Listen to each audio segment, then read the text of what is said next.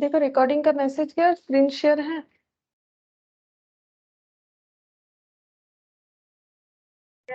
Yes ma'am. अच्छा देखो हम लोग का रिटायरमेंट खत्म हो गया बट एक प्रैक्टिकल क्वेश्चन बाकी था। ये देखो मैंने नोट डाउन भी किया था, तुम लोग को ट्राई करने के लिए बोला था, ये करवा देते हैं। उसके बाद हम लोग आज डेथ का चैप्टर स्टार्ट करेंगे, ठीक है। अच्छा देख लेते हैं क्वेश्चन में क्या था। क्वेश्चन में बोला है कि on 31st March 2020 the balance sheet of messrs Ram Rahul and Rohit sharing profit and losses in the ratio in proportion of their capital. अच्छा तो इनका जो कैपिटल है दिस वन 3 लाख 2 लाख 1 लाख, इस रेशियो में ये लोग जो है इनका प्रॉफिट शेयरिंग रेशियो रखे हैं, मतलब 3:1, ठीक है।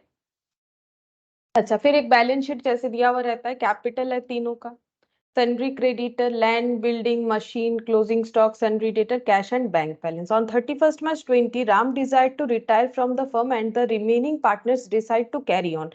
तो राम चले जाएंगे, राहुल और रोहित इसे कंटिन्यू करना चाहते। It was agreed to revalue the asset and liabilities on that date on the following basis. तो रिवैल्यूएशन होगा बोल रहा है, ठीक है। तो रिवैल्यूएशन में देखते क्या है, लैंड एंड बिल्डिंग को एप्रिशिएट मतलब इंक्रीज कर दिया गया है, यानी रिवैल्यूएशन पे प्रॉफिट होगा 30%। मशीन को डिप्रिशिएट करना है, रिवैल्यूएशन पे लॉस। क्लोजिंग स्टॉक को 80,000 वैल्यू करना है, पहले 1 लाख था मतलब 20,000 से डिक्रीज करना है। प्रोविजन क्रिएट करना है 5%, ये भी लॉस है। Old credit balance of sundry creditor 10,000 भी रिटर्न ऑफ। बोल रहा है कि क्रेडिटर का जो क्रेडिट बैलेंस है, क्रेडिटर का तो क्रेडिट बैलेंस ही हो रहा है, बोल रहा है कि 10,000 राइट ऑफ कर देना है, मतलब किसी कारण से पे नहीं करना पड़ेगा, कम कर देना है। तो ये प्रॉफिट है, ठीक है, क्योंकि एसेट बढ़ता है तो प्रॉफिट, एसेट घटता है तो लॉस, और लाइबिलिटी अगर घटता है यानी डिक्रीज होता है तो प्रॉफिट है। 10,000 कम देना पड़ेगा तो ऑब्वियसली प्रॉफिट है। फिर यहाँ पर बोला है जेल, joint life policy of the partner, surrender and cash जो है मिल रहा है 60,000। अब देखो सरेंडर तो होगा, रिटायरमेंट पे ही सरेंडर होता है। जॉइंट लाइफ पॉलिसी लिया हुआ था, उस पे 3 पार्टनर का नाम था, राम राहुल रोहित। अब राम चले जाएंगे तो फिर जो राहुल और रोहित है उनको भी क्या होगा, उनका भी वो पॉलिसी खत्म हो जाएगा। फिर अगर उनको जॉइंट लाइफ पॉलिसी लेना है तो अलग से जो राहुल और रोहित बचेंगे वो दोनों फिर से रिन्यू, मतलब नया जो है, रिन्यू नहीं, नया पॉलिसी इनको लेना पड़ेगा। अब यहाँ पर ट्रीटमेंट क्या होना चाहिए, जेएलपी हम लोगों को बैलेंस शीट में ना तो एसेट साइड में दिख रहा है ना तो लाइबिलिटी साइड में, तो इसका मतलब जेएलपी ना तो एसेट एंड लाइबिलिटीज की तरह ट्रीट हुआ है, ना तो JLP as an only asset जहां पर सरेंडर वैल्यू में दिखता है वो भी नहीं हुआ है। तो इसका मतलब जेएलपी एज एन एक्सपेंस। और जब जेएलपी एज एन एक्सपेंस होता है ये सबसे आसान होता है, कुछ हमें अमाउंट ब्लॉक करने का बात नहीं होता है, हम लोग जो भी प्रीमियम पे करते हैं वो एक्सपेंस ट्रीट होता है, और सरेंडर वैल्यू जो मिलता है वो ओल्ड पार्टनर में ओल्ड प्रॉफिट शेयरिंग रेशियो में डिस्ट्रीब्यूट हो जाता है। यानी कि 10,000 ये जब रिसीव होगा तो तब एंट्री होता है बैंक टू जेएलपी, जेएलपी, ठीक है, 10,000। और यहां पर हो जाएगा JLP to Ram, to Rahul, to Rohit, ठीक है। ओल्ड पीएसआर में ये डिस्ट्रीब्यूट हो जाएगा। तो ये पार्टनर्स कैपिटल अकाउंट में जाना चाहिए, और अगर हमारा कोई बैंक अकाउंट होगा तो वहां पर ये पोस्ट करेंगे, जेएलपी अकाउंट होगा तो वहां ये पोस्ट करेंगे। तुम लोग अगर देखोगे तो यहाँ जो सोल्यूशन है ना वो जो है उन्होंने उसको रिवैल्यूएशन पे कर रखा है, लेकिन हम ये प्रेफर करेंगे कि रिवैल्यूएशन में नहीं, हम लोगों ने जैसा एंट्री जो लॉजिकली उसी को करेंगे, ठीक है। ये इन्होंने यहाँ पर रिवैल्यूएशन में इस लॉजिक से दिखाया है कि यहाँ पर जेएलपी था नहीं, अभी 10,000 दिख रहा है, मतलब एसेट इंक्रीज हो रहा है, लेकिन हम लोग ऐसे ट्रीट नहीं करेंगे, हम लोगों ने जैसा सीखा है वैसे ही करेंगे। ये करने से भी ठीक होगा, कोई भी गलत नहीं है। तो हम लोगों ने जो सीखा है वो है कि अगर जेएलपी एज एन एक्सपेंस है और पार्टनर रिटायर करता है तो रिटायरमेंट पे सरेंडर वैल्यू मिलता है तो उसका ये एंट्री, और वो सरेंडर वैल्यू पार्टनर लोगों में डिस्ट्रीब्यूट हो जाना चाहिए पूरा का पूरा, ठीक है। यहाँ पर हमें ये नहीं देखना है कि कितना डिस्ट्रीब्यूट होगा और कितना नहीं होगा, क्योंकि यहाँ पर कुछ ब्लॉक वाला सिस्टम होता नहीं है, ठीक है। ये हो गया। अच्छा इसके बाद यहाँ पर बोल रहा है जॉइंट लाइफ पॉलिसी से 10,000 मिला। अच्छा ये तो बता दिया मैंने, 6 नंबर पॉइंट ही डिस्कस किया। गुडविल जो है 1,80,000, उसमें से राम को राम का शेयर मिल जाना चाहिए। और इनका जो बचे हुए 2 पार्टनर है राहुल रोहित, इनका फ्यूचर प्रॉफिट इक्वली है, मतलब 1:1। No goodwill account being raised, ये तो हर जगह था। 826 हमें इसको रेज करने के लिए मना करता है, रेज वैसे भी नहीं करना है। The total capital of the firm to be the same as before retirement, retirement के पहले जो कैपिटल रहा अभी भी कैपिटल उतना ही रहेगा, इंडिविजुअल कैपिटल भी in their profit sharing ratio. Retirement के पहले कितना कैपिटल था, 6 लाख, वो तीनों का था, लेकिन अभी राहुल और रोहित का भी 6 लाख ही होना चाहिए, राहुल और रोहित का भी 6 लाख होना चाहिए, ऐसा हम नहीं बोल रहे, क्वेश्चन बोल रहे हैं, ठीक है। और ये इंडिविजुअली इनका कितना कितना होगा, टोटल में तो 6 लाख रहेगा, पता चल गया, इंडिविजुअली कैसे होगा, प्रोपोर्शनेट कर देना है, यानी प्रॉफिट शेयरिंग रेशियो, यानी हाफ हाफ, क्योंकि रिटायरमेंट के बाद इनका जो न्यू पीएसआर है वो 1:1, यानी कि इक्वली यहाँ क्वेश्चन में इंफॉर्मेशन दिया हुआ था, सारी चीज दिए हुए हैं, हमें बस फॉलो करके क्वेश्चन करना है। फिर बोल रहा है अमाउंट ड्यू टू राम, जो भी उनको पे करना है क्योंकि उनका रिटायरमेंट हो रहा है, settle on the following basis, 50% on retirement, retirement जब होगा तब 50% दे दिया जाएगा, 50% विद इन 1 ईयर, मतलब लोन बन जाएगा, 1 साल के अंदर दे देंगे, बट अभी तो नहीं दे रहे, तो लाइबिलिटी, क्योंकि अभी राम हमारा हिस्सा नहीं रहा, वो हमारे साथ बिजनेस जो है वो अभी नहीं चल रहा है, तो इसका मतलब उनका पैसा रखना लाइबिलिटी ही होता है। हम लोग को प्रिपेयर करने बोला है revaluation account, capital account of partner Rahul Rohit, अच्छा Rahul Rohit, capital account of partner Rahul Rohit, loan account of Ram, Ram का loan account, cash account, balance sheet, और ये जो है बैलेंस शीट जो है मेसर्स राहुल और रोहित का, ठीक है, मतलब रिटायरमेंट के बाद का, इतनी सारी चीजें हमें प्रिपेयर करने के लिए बोला गया है। तो सबसे पहले हम लोग स्ट्रक्चर बना लेते हैं, जो भी प्रिपेयर करने बोला है। फर्स्ट बोला है रिवैल्यूएशन अकाउंट, एक काम करते हैं, इससे हटा देते, जगह हो जाएगी।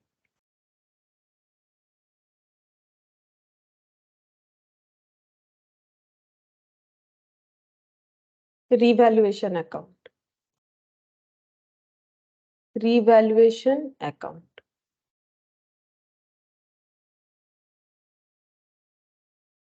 और पार्टनर्स कैपिटल अकाउंट, नेक्स्ट वही बोला था, एक बार देख लेते हैं। Revaluation capital account of partner, partners capital account. अच्छा यहाँ पर ना कैपिटल अकाउंट में 2 पार्टनर का नाम दिया है, लेकिन हम ना 3 पार्टनर का ही बना लेते हैं, नहीं तो प्रॉब्लम होगा, पता कैसे चलेगा कि राम को कितना देना है, ठीक है, यहीं पर अभी बना लेते हैं। अगर तुम लोग एग्जाम में ऐसा दे कि पर्टिकुलर बोल दे राहुल और रोहित का ही बनाओ, तो एक काम कर सकते हो, राम का फिर जो है वर्किंग नोट में बना सकते हो यहाँ पर, क्योंकि मेंशन कर दिया, लेकिन अभी के लिए ना हम तीनों का ही बना लेते हैं एक ही जगह पे, नहीं तो फिर से एक वर्किंग नोट अलग करेंगे ना तो हमारा टाइम ज्यादा जाएगा। राम, राहुल और रोहित, नाम पूरा लिखना पड़ रहा है क्योंकि सभी आर से स्टार्टिंग है, तो समझ में नहीं आएगा बाद में।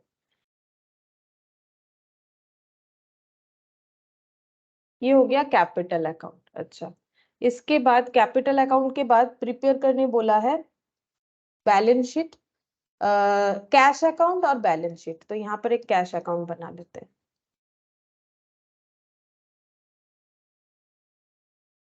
और एक बैलेंस शीट,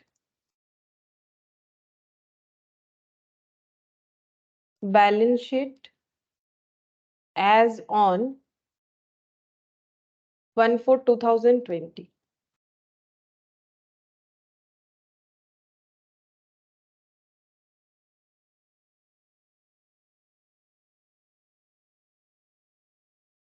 एसेट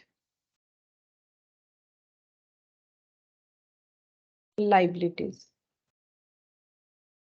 ठीक है, अब एक एक पॉइंट हम लोग करना स्टार्ट करते हैं। जैसे स्टार्टिंग में हमें बोला था कुछ रिवैल्यूएशंस के बारे में, यहाँ से लैंड एंड बिल्डिंग एप्रिशिएटेड, यानी इंक्रीज होना, एप्रिशिएशन का मतलब ही होता है इंक्रीज होना, तो लैंड एंड बिल्डिंग डेबिट हो जाएगा टू रिवैल्यूएशन, तो बाई लैंड एंड बिल्डिंग यहाँ पर लिखेंगे, by land and building, by land and building account, तो कितना हो जाएगा अमाउंट, यहाँ पर लैंड बिल्डिंग है 2 लाख, 2 लाख पे 30%, 2 लाख का 30% हमें अप्रिशिएट करना है, यानी 60,000। अच्छा, इसके बाद मशीन को डिप्रिशिएट करना है 20%, तो मशीन कम होगा तो क्रेडिट हो जाएगा, रिवैल्यूएशन डेबिट टू मशीन, वो भी 2 लाख पे 20%, revaluation debit to machine 2 lakh पे 20%, तो 40,000 हो जाएगा। अच्छा, इसके बाद क्लोजिंग स्टॉक को 80,000 करना है, था 1 लाख, यानी कम हो गया है, तो टू क्लोजिंग स्टॉक, एसेट कम होने से क्रेडिट होगा ना, टू क्लोजिंग स्टॉक 1 लाख था, वैल्यू करने बोल रहा है 80,000 पे, यानी 20,000 से कम करने के लिए बोल रहा है। अच्छा, इसके बाद प्रोविजन फॉर बैड डेब्ट 5%, तो सन्ड्री डेटर कम हो जाएगा, तो पीबीडीटी क्रिएट हो रहा है, 2 PBDT. Provision for bad and doubtful डेब्ट मैंने शॉर्टकट में लिख दिया, तुम लोग पूरा लिख सकते हो। प्रोविजन फॉर बैड डेब्ट 2 लाख पे 5%,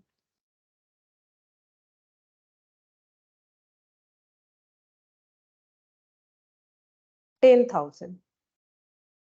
अच्छा, फिर यहाँ क्रेडिटर का 10,000 कम करने के लिए बोला है, तो ये तो प्रॉफिट है। क्रेडिटर का 10,000 कम हो रहा है तो प्रॉफिट है, तो क्रेडिटर का 10,000 कम हो जाएगा, प्रॉफिट है तो इधर लिखेंगे बाई क्रेडिटर। क्रेडिटर यानी कि लाइबिलिटी कम हो रहा है, कितना 10,000 बोल ही दिया है, 10,000 कम करना है। और हम लोग को रिवैल्यूएशन में हमेशा इंक्रीज और डिक्रीज वैल्यू को ही लिखना पड़ता है। जेएलपी हम लोग यहाँ ट्रीट नहीं करेंगे। जेएलपी का जैसे मैंने एंट्री बताया है, सिखाया लास्ट 2 क्लास से, 3 तरह का जो ट्रीटमेंट होता है उसी तरह से करेंगे, क्योंकि जेएलपी एज एन एक्सपेंस है तो रिवैल्यूएशन से तो उसका कोई लेना देना है नहीं। अब हम लोग इसको टोटल करेंगे तो ये देखो 60 और 10 70,000, यहाँ पर भी 40 67 40 और 2 मतलब 20, मतलब 60 और 10 70, कुछ भी प्रॉफिट या लॉस नहीं आ रहा है, दोनों साइड जो है इक्वल हो गया है। ठीक है, दोनों साइड इक्वल हो गया है, 70,000 70,000। अच्छा, अब यहाँ पर हम लोग बैलेंस शीट बनाएंगे, तो ब्रॉट डाउन कर लेते हैं जो भी इनका कैपिटल रहा है। 3 to 1, 3 लाख 2 लाख 1 लाख।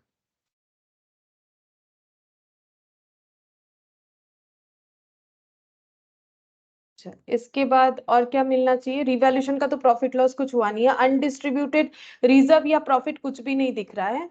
हाँ, जब जेएलपी मिलेगा तो एंट्री क्या होगा? बैंक टू जेएलपी, फिर जेएलपी टू पार्टनर्स कैपिटल, है ना, इस तरह से होगा। तो हम लोग कैसे डिस्ट्रीब्यूट करेंगे? बाई जेएलपी बोल के, जेएलपी टू पार्टनर्स कैपिटल होता है ना, तो बाई जेएलपी बोल के हम लोग ओल्ड प्रॉफिट शेयरिंग रेशियो में 60,000 का डिस्ट्रीब्यूशन करेंगे। और प्रॉफिट शेयरिंग रेशियो क्या है? जो इनका कैपिटल है, यहाँ क्वेश्चन में बताया था, तो 3 to 1 में डिस्ट्रीब्यूट करना पड़ेगा। यहाँ पर लिख देते हैं 3:2:1 में डिस्ट्रीब्यूट होगा 60,000, तो ये हो जाएगा 30,000 आ रहा है, 60,000 है तो ये 6 हो रहा है, टोटल करने पे 10,000, तो 30,000 20,000 और 10,000 जेएलपी का डिस्ट्रीब्यूशन हो गया। अच्छा, इसके बाद यहाँ पर और क्या होगा? गुडविल देना है। ठीक है, गुडविल का शेयर देना पड़ेगा। ठीक है, तो गुडविल का शेयर टोटल 1,80,000 है, उसमें से राम को कितना मिलेगा? जितना इनका प्रॉफिट शेयरिंग रेशियो है। तो यहाँ पर इसके लिए हम लोग वर्किंग नोट बनाएंगे। यहाँ पर वर्किंग नोट बनाते हैं पहले। जो प्रॉफिट शेयरिंग रेशियो मतलब calculation of gain, calculation of gaining ratio, तभी तो पता चलेगा कि कितना प्रोवाइड करना है। गेनिंग रेशियो कैलकुलेट करेंगे तो राम, राहुल, रोहित, इनका ओल्ड प्रॉफिट शेयरिंग रेशियो था 3/6। अभी अभी लिखा ना, ये देखो 3 to 1, 3/6, 2/6, 1/6। ये दिया हुआ नहीं है लेकिन बोल दिया है ना, जो इनका कैपिटल है वही इनका पीएसआर है। ठीक है, जो इनका कैपिटल है उसी के हिसाब से पीएसआर होगा, तो उसी को लेना पड़ेगा। और नया पीएसआर बनेगा आफ्टर रिटायरमेंट इक्वली, ये देखो, यानी 1:1, 1/2, 1/2। तो चेक करते हैं गेन कितना हो रहा है। इनका तो सैक्रिफाइस है, ये अपना 3 6 जो है ड्रॉप कर रहे हैं, तो यहाँ पर माइनस करके देखेंगे तो पता चल जाएगा। 6 और 2 का एलसीएम 6 होगा, 2 - 3 -1/6, 1/6 -1/2, 2 और 6 का एलसीएम 6 होगा, 1 - 3 -2/6। तो गेनिंग रेशियो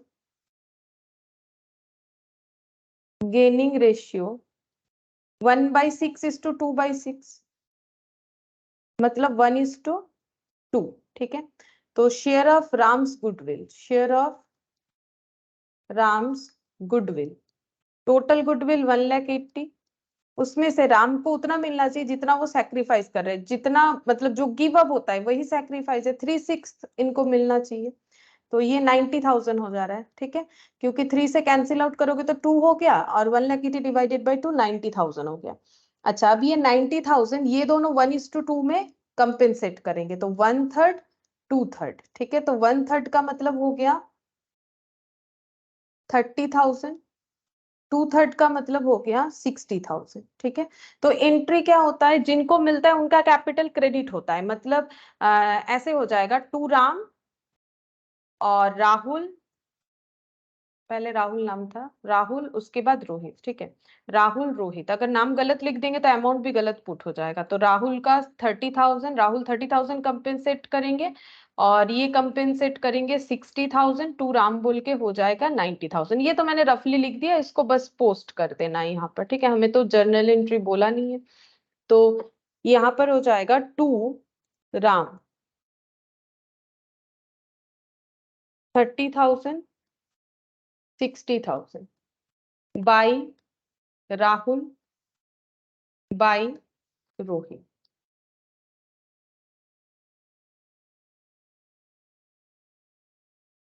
30,000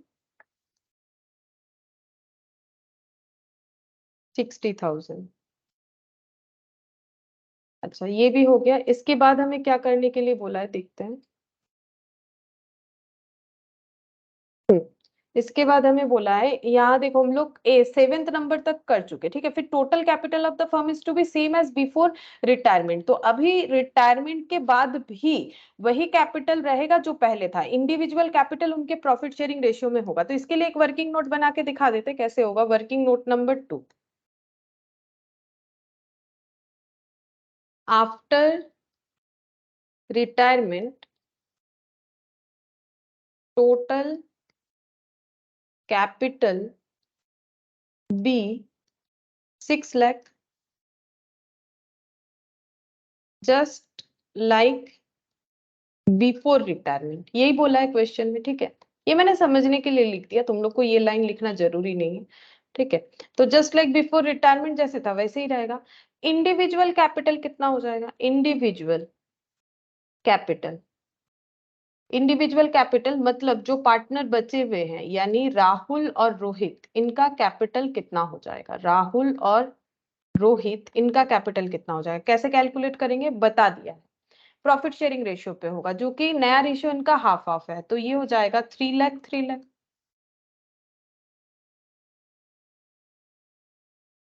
ठीक है। क्लोजिंग कैपिटल 3 लाख 3 लाख होगा। तो यहाँ पर लिख देते हैं closing capital to balance CD, ठीक है। राहुल का होगा 3 लाख, रोहित का होगा 3 लाख। मतलब हम लोग जो है इसे सिर्फ बैलेंस करके क्लोज नहीं कर सकते, ठीक है। बैलेंस करके क्लोज करने से नहीं होगा। या तो ऐसे कर लो, या फिर और एक तरीका भी होता है। अगर किसी को ये समझने में दिक्कत होता है ना, एक ऑल्टरनेट तरीका भी है, वो भी बता देते हैं। तब हमें क्या करना है, यहाँ पर जैसे ही रिटायरमेंट हो जाता है और सारे ट्रांजैक्शन हो जाते हैं, नॉर्मली मैंने इस तरह से तो बताया है, आज देखो और एक तरीके से बताते हैं। किसी को अगर प्रॉब्लम होता है तो वैसे भी कर सकते हो। तो क्या करना है, हम लोग पहले रिटायरिंग पार्टनर को कितना पेमेंट करना पड़ेगा वो कैलकुलेट करके इसे क्लोज कर लेते हैं। देखो 3 लाख और यहाँ पर हो गया 60 और 60 1,20,000, मतलब 4,20,000 देना है राम को, ठीक है। लेकिन हम लोग उनको हाफ ही अभी पे करेंगे, ऐसा क्वेश्चन में बोला हुआ था। देखो 50% पे करेंगे, 50% विद इन 1 ईयर। तो जो 50% पे करेंगे वो टू कैश बोल के लिखेंगे। तो 4,20,000 का 50% देंगे। तो 4,20,000 का 50% कितना होगा, उतना ही देना पड़ेगा। तो ये कैलकुलेट करने पे हो जाएगा 2,10,000, ठीक है। और जो नहीं देंगे वो उनका लोन अकाउंट में ट्रांसफर होगा,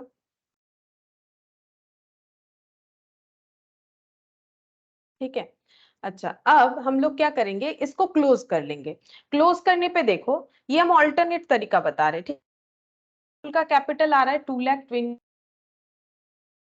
30,000 माइनस होने के बाद, 30,000 माइनस होने के बाद कितना हो जाएगा, 2,20,000 माइनस 30,000, मतलब 2 लाख में से 10,000, मतलब 1,90,000 हो जाएगा, ठीक है। अच्छा, और यहाँ पर देखो 1,10,000 और यहाँ से 60,000 लेस हो जाने पे ये कितना बचेगा, 1,10,000 और 60, मतलब 50,000, ठीक है। तो इनका कैपिटल कितना आया, 1,90,000 और 50,000 क्लोजिंग कैपिटल, जो कि गलत होगा। मतलब अगर हम लोग इसी से पूरा बैलेंस शीट बना देते हैं तो गलत होगा। क्यों गलत होगा, इनका क्लोजिंग कैपिटल जो है कितना होना चाहिए, हम लोगों को जो डिटेल्स दिया है उससे पता है 3 लाख होना चाहिए, 6 लाख, ठीक है। ये तो नहीं बन रहा है, तो उसको हम लोग कैसे बनाएंगे। तो इसका ऑल्टरनेट तरीका, यहाँ लिखने से अगर तुम लोग को प्रॉब्लम होता है तो जिनको प्रॉब्लम होता है वो दूसरा तरीका देख सकते हो। यहाँ पर हम लोग पहले पहले निकाल लेंगे, फिर हम लोग चेक करेंगे क्या हमें क्वेश्चन में क्लोजिंग कैपिटल कितना होगा इसके बारे में कोई इंफॉर्मेशन दिया हुआ है। अगर दिया हुआ रहता है तो वो कैसे रहता है, जैसे रहता है कि न्यू कैपिटल जो है टोटल इतना होगा, वो प्रोपोर्शनेट होगा इस तरह से। तो हम लोग क्या करेंगे, इसको पहले ब्रॉट डाउन करेंगे कि हम लोग ये कैपिटल नहीं रख सकते हैं, मतलब राहुल का 1,90,000 नहीं होगा और इनका 50 नहीं होगा। कितना होना चाहिए, 3 लाख। 3 लाख हम लोग यहाँ पर क्लोजिंग को लिख लेंगे, यहाँ पर ऐसे करके इनका 3 लाख होना चाहिए।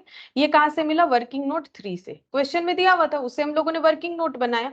इनका 3 लाख होना चाहिए, तो इनका ऑलरेडी 1,90,000 कैपिटल है, तो इनको और भी इंट्रोड्यूस करना पड़ेगा ताकि कैपिटल जो है, रिक्वायर्ड कैपिटल जो है वो 3 लाख बन जाए। तो कितना इंट्रोड्यूस करना पड़ेगा, यहाँ पर हो जाएगा 1,10,000। ठीक है, 1,10,000 इनको इंट्रोड्यूस करना पड़ेगा, तो इनका कैपिटल कितना बन जाएगा, 3 लाख बन जाएगा। ठीक है, ये वाला खाली इसीलिए जा रहा है क्योंकि यहाँ पर तो वो उनका तो सेटलमेंट हो गया ना।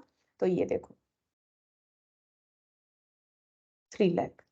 ठीक है, और ये कितना हो जाएगा, इनका 50,000 है, इनको 2,50,000 इंट्रोड्यूस करना पड़ेगा, 2,50,000 और भी कैश लाना पड़ेगा। तो एंट्री क्या होगा, बाई कैश। ठीक है, बाई कैश बोल के एंट्री होगा कि इनको इतना पैसा लाना पड़ेगा, तो ये हो जाएगा 3 लाख।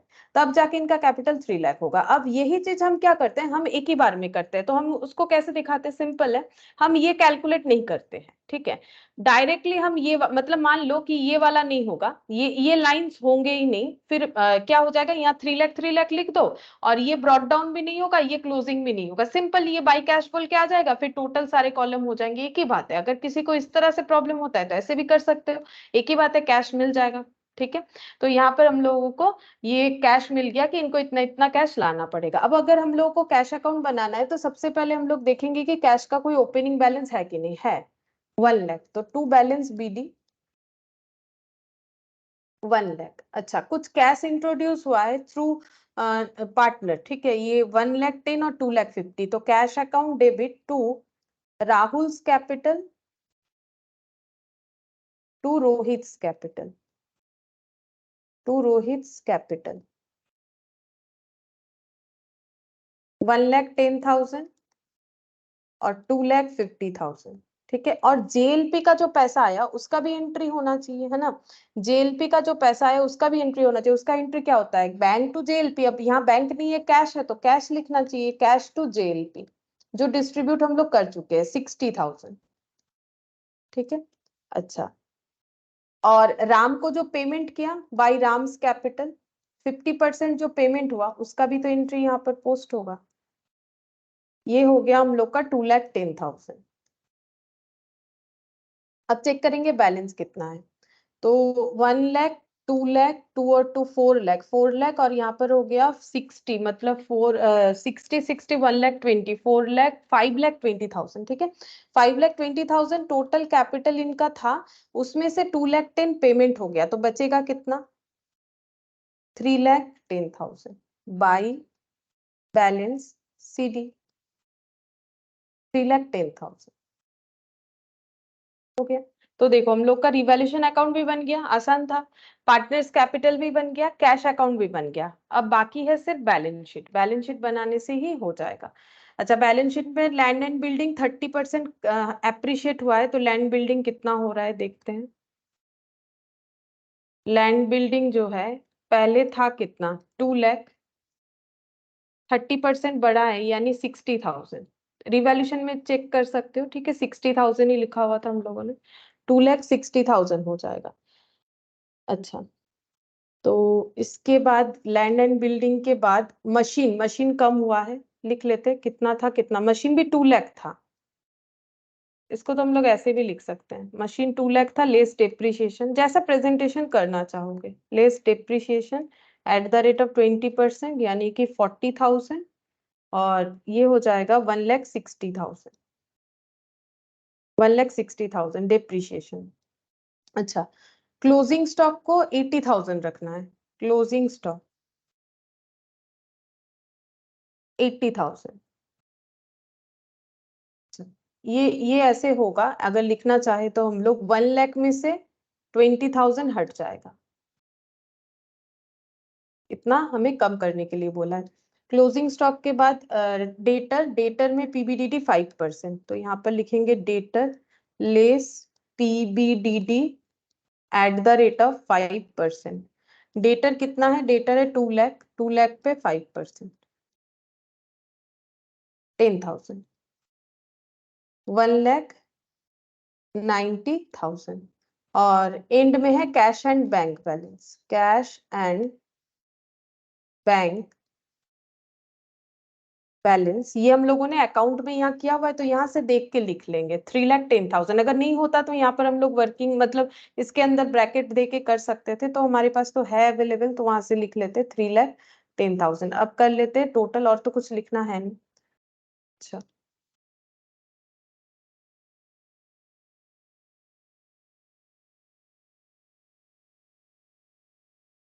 2,60,000 प्लस 1,60,000, 80,000 और 1,90,000 प्लस 3,10,000, 10 लाख आ रहा है आंसर। अच्छा, इधर देखते हैं कैपिटल। राहुल, रोहित, दोनों का ही 3 लाख होगा। अभी कैलकुलेशन किया था ना हम लोगों ने, और टोटल हो जाएगा 6 लाख। अच्छा, और राम का लोन, राम्स लोन अकाउंट। अच्छा, लोन का वैल्यू था 2,10,000। नेक्स्ट यहाँ पर सन्ड्री क्रेडिटर, ये भी राइट ऑफ हुआ था, तो इस पे भी लेस करके लिखना पड़ेगा। Sundry creditor 2 lakh minus return of लिख सकते हैं, या फिर डायरेक्ट ब्रैकेट पे माइनस देके भी लिख सकते हैं। 1,90,000 टोटल करते 2 लाख और 1 लाख, 3,90,000 और 10, 1 लाख, मतलब 4 लाख और 6 लाख, 10,000, 10 लाख, 4 लाख और 6 लाख, 10 लाख हो रहा है ना। 6 लाख, 7, 8 और एक 9 लाख, और यहाँ पर 1 लाख, 10 लाख। ठीक है, ये हो गया हम लोग का। लेकिन एक अकाउंट शायद मेरा छूट गया, वो भी बनाना पड़ेगा। यहाँ पर देखो, यहाँ पर लोन अकाउंट ऑफ राम बोला था, वो हम स्किप कर गए। ठीक है, अभी बना लेते हैं। बीच में वर्किंग नोट आ गया, वो हम भूल गए, इसीलिए लोन अकाउंट ऑफ राम जो है ये भी हमें प्रिपेयर करने बोला है, तो एक काम करते हैं, यहाँ पर बना लेते हैं लोन अकाउंट ऑफ राम।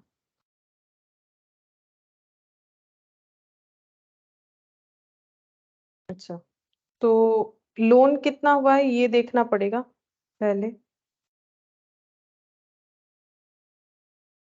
यहाँ पर लोन बाई राम्स कैपिटल हो जाएगा। एंट्री देखो, एंट्री क्या है?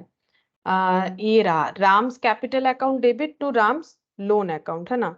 तो यहाँ पर हम लोग लिखेंगे, छोटा सा ही अकाउंट बनेगा, कुछ तो है नहीं इसमें पेमेंट वगैरह। बाई राम्स कैपिटल अकाउंट 2,10,000, इससे रिलेटेड और कोई एंट्री है ही नहीं, ये क्लोज हो जाएगा। To balance sheet. अगर कुछ पेमेंट वगैरह होता तो फिर यहाँ पर एंट्री आता, एक ही लाइन का अकाउंट बनेगा, कुछ है ही नहीं इसमें ट्रांजैक्शन। ये अगर हम यहाँ पर भी बनाते तो हो जाता। चलो कोई बात नहीं, ये सोल्यूशन का ही पार्ट है। ठीक है, ये वर्किंग नोट नहीं है, ये सोल्यूशन का ही पार्ट है। ये अकाउंट मैंने बीच में नहीं बनाया, इसी वजह से अभी बना दिया, देखो। ठीक है, तो ये वाला हम लोग का कंप्लीट हो गया। रिटायरमेंट का जितने तरह का प्रोबेबल क्वेश्चन हो सकता है, जो भी है, वो हम लोगों ने सारा एक बार जो है कंप्लीट कर लिया। तो इस पीडीएफ को बंद कर देते हैं, इसके बाद हम लोग आज स्टार्ट करेंगे डेथ। ठीक है, देखो डेथ होने पे क्या क्या मिलता है, बोलो बोलो। ম্যাম বলছি আন্ডার ভ্যালু আর আন্ডার কাস্টের মধ্যে পার্থক্য কি? আন্ডার ভ্যালু আর আন্ডার আন্ডার কাস্ট আন্ডারকাস্ট আর আন্ডার ভ্যালুর মানে একই ব্যাপার, মানে কম হচ্ছে। ঠিক আছে, আন্ডার কাস্টিং মানে অ্যাড করা, ঠিক আছে, মানে কাস্ট মানে যোগ বিয়োগ করা। তো আন্ডার কাস্টিং মানে কম হচ্ছে ভ্যালুটা, আন্ডার ভ্যালু মানেও কম হচ্ছে, দুটোর মানেই কম, ডিক্রিজ। Okay ma'am. ঠিক আছে, अच्छा देखो, अगर पार्टनर लोग का डेथ होता है किसी का, तो उनको क्या मिलता है, सभी चीज वैसा ही मिलेगा जैसे इनके सब रिटायरमेंट मिलता है। सिर्फ यहाँ पर जेएलपी का अगर देखो तो रिटायरमेंट में सरेंडर वैल्यू मिलता है, यहाँ पर पॉलिसी वैल्यू मिलेगा। ये तो मैंने तुम लोग को पहले ही बताया, जेएलपी का सारा ट्रीटमेंट मैंने बता ही दिया है, तो यहाँ पर अलग से मुझे कुछ बताना है नहीं, ठीक है। तो देखो यहाँ पर क्या बोल रहे हैं, रिवैल्यूएशन होगा तो रिवैल्यूएशन का प्रॉफिट लॉस जो है वो मिलेगा, और रिवैल्यूएशन एसेट एंड लायबिलिटीज, मतलब बोल रहा है रिवैल्यूएशन अकाउंट या फिर profit and loss adjustment account, क्योंकि रिवैल्यूएशन अकाउंट का और एक नाम होता है profit and loss adjustment account. इस पे रिवैल्यूएशन होगा एसेट लायबिलिटी का, जो भी प्रॉफिट या लॉस होगा सारे पार्टनर को इंक्लूडिंग द डिजीज्ड, मतलब जिनका डेथ हो गया है सभी को मिलेगा। Payment of deceased partner share, disease partner के शेयर्स जो भी होंगे उनका पेमेंट इनको करना पड़ेगा। और क्या मिलेगा, तो इनको मिलेगा क्या, शेयर्स में क्या क्या मिलेगा, जैसे रिवैल्यूएशन होने पे प्रॉफिट लॉस जो होगा वो मिलेगा। अगर कोई रिजर्व है बैलेंस शीट में, गुडविल का हिस्सा, प्रॉफिट लॉस कोई अनडिस्ट्रीब्यूटेड है, वो सारी चीज जो है इनको एज ए शेयर्स मिल जाएंगे, ठीक है। प्रॉफिट और loss on revaluation account is transfer to old partner in old profit sharing ratio, ये तो हमें पता ही है। जो भी रिवैल्यूएशन होगा, देखो ना, ये जो रिवैल्यूएशन होगा ये दो पॉइंट रिलेटेड है ना, रिवैल्यूएशन होगा एसेट लायबिलिटी का, उसी रिवैल्यूएशन से जो प्रॉफिट या लॉस होगा वो ओल्ड पार्टनर में ओल्ड प्रॉफिट शेयरिंग रेशियो में डिस्ट्रीब्यूट हो जाएगा। Treatment of JLP and separate life policy, बोल रहा है कि जेएलपी लिया हुआ है मतलब जॉइंट लाइफ पॉलिसी, या फिर अगर सेपरेट लाइफ पॉलिसी लिया हुआ है तो उसका ट्रीटमेंट करना पड़ेगा। मतलब क्या क्या शेयर मिलेगा, रिवैल्यूएशन का प्रॉफिट या लॉस मिलेगा, रिवैल्यूएशन का प्रॉफिट और लॉस जो भी है वो मिलेगा। गुडविल अगर है तो गुडविल का शेयर मिलेगा, ठीक है, गुडविल का शेयर मिलेगा। अच्छा, और क्या मिलेगा, अनडिस्ट्रीब्यूटेड अनडिस्ट्रीब्यूटेड प्रॉफिट या रिजर्व, प्रॉफिट लॉस या रिजर्व, प्रॉफिट लॉस या रिजर्व। ये कैसे पता चलता है, बैलेंस शीट देखोगे तो पता चल जाएगा कि लायबिलिटी साइड में कोई रिजर्व वगैरह है कि नहीं, कोई प्रॉफिट वगैरह है कि नहीं, एसेट साइड में कोई लॉस है कि नहीं, लॉस तो एसेट साइड में दिखता है ना, तो ये अगर है तो मिलेगा। और क्या मिलेगा, जेएलपी लिया हुआ है तो वो मिलेगा, अगर सेपरेट लाइफ पॉलिसी है तो वो भी मिल सकता है, ठीक है, वो भी मिलेगा। अब यहाँ पर जेएलपी हो या सेपरेट लाइफ पॉलिसी हो, मिलना तो है पॉलिसी वैल्यू, क्योंकि क्वेश्चन तो डेथ पे होगा ना, चैप्टर डेथ पे आ गया है, तो पॉलिसी वैल्यू ही मिलेगा। कहीं पर भी हमें सरेंडर वैल्यू यहाँ नहीं मिलने वाला, लेकिन सेपरेट लाइफ पॉलिसी पे ट्रीटमेंट कैसा होगा वो हम लोग देखेंगे, ठीक है। तो यहाँ पर क्या मिलेगा, हमें सरेंडर वैल्यू मिलेगा, तो ये सारी चीजों का ही ट्रीटमेंट हमें करना है। तो अगर रिटायरमेंट सीख लिया है तो यहाँ कुछ ज्यादा मेहनत हमें नहीं करना पड़ेगा। हाँ, एक दो नया चीज हम लोग आज भी सीखेंगे, तो ये बताते हैं, देखो जैसे जैसे पॉइंट्स आएंगे यहाँ पर उसी हिसाब से बता देते हैं। जैसे यहाँ पर बोल रहा है, देखो, business of a partnership firm may not come to an end due to death of a partner, it is known as reconstitution of the partnership। ये हम लोगों ने रिटायरमेंट में भी पढ़ा था कि कोई अगर चला जा रहा है, रिटायर कर रहा है, तो ऐसा नहीं कि बिजनेस बंद हो जाएगा। तो बोल रहा है कि डेथ हो जाने पे भी ऐसा कुछ नहीं है कि बिजनेस बंद हो जाएगा। हाँ, अगर जो पार्टनर्स रह गए वो बिजनेस आगे करना चाहते हैं तो बिजनेस चलेगा, नहीं करना चाहते हैं तो बंद हो जाएगा, वो तो बात अलग है, ठीक है। और जो फिर से नया एग्रीमेंट वगैरह बनता है, that is called reconstitution of partnership firm, reconstitute हो रहा है फिर से। Other partner shall continue to run the business of the firm, वो चाहे तो कंटिन्यू कर सकते हैं। The problems arising on the death of a partner are similar to those arising on retirement. बोल रहा है कि जो भी क्वेश्चंस हमें यहाँ पर दिए जाएंगे ना, जैसे रिटायरमेंट के टाइम पे था सेम वैसे ही डेथ का भी होगा, बस डेथ पे मेनली जेएलपी का ध्यान हमें रखना पड़ता है। Asset and liabilities have to be revalued, वैसे ही सेम होगा जैसे रिटायरमेंट में होता था। रिजल्टेंट प्रॉफिट या लॉस जो है वो ट्रांसफर हो जाएगा पार्टनर लोगों के कैपिटल अकाउंट में, इंक्लूडिंग द डिजीज्ड पार्टनर, मतलब जो जिंदा है, मतलब जो बिजनेस में रह गए, अगर बिजनेस आगे करना चाहते हैं उनको तो मिलेगा, डिजीज्ड पार्टनर को भी मिलेगा, जैसे रिटायरमेंट में होता था सभी को मिलेगा, including the retired partner.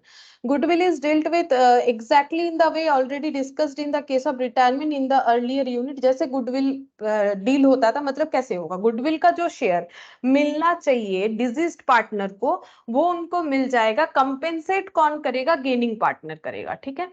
Treatment of joint life policy will also be same as in case of retirement, retirement के केस में जैसे था वैसे ही होगा, लेकिन however in case of death of partner the firm would get joint life policy value. लेकिन एक चीज तो है ना, अगर किसी का डेथ हो गया तो सरेंडर वैल्यू नहीं देगी इंश्योरेंस कंपनी, तो फिर पॉलिसी वैल्यू दे देगी, यानी ट्रीटमेंट हमें पॉलिसी वैल्यू पे करना पड़ेगा। अच्छा, अब यहाँ पर एक बहुत लंबा चौड़ा डिस्कशन दिया हुआ है, ये है section 37 of Indian Partnership act पे कि क्या रूल्स है। Section 37 of Indian Partnership act पे एक रूल्स बोला गया है, अकॉर्डिंग टू वो रूल्स क्या है वो मुझे बताना है, ठीक है। तो हम यहाँ पर पहले अपने हिसाब से बता देते, फिर वहां से दिखा देंगे, ठीक है। तो ये देखो, एक रूल्स हमें पढ़ना पड़ेगा। रूल्स का नाम है section 37, section 37 of Indian Partnership act.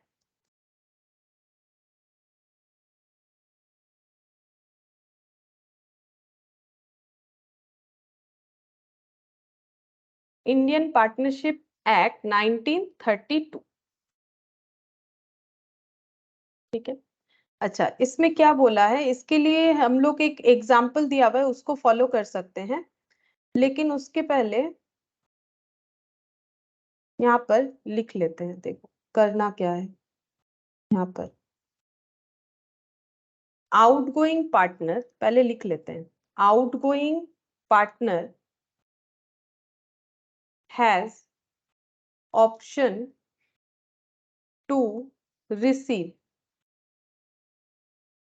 interest at the rate of 6% per annum on his share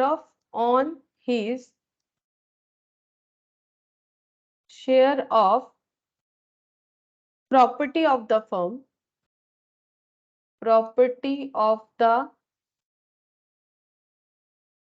firm, और समझा देंगे, अभी लिखो, समझाएंगे तब पता चल जाएगा क्लियरली क्या होगा। और share of profits made since he ceased to be a partner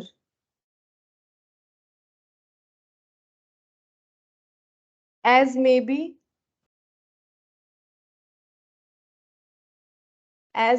attributable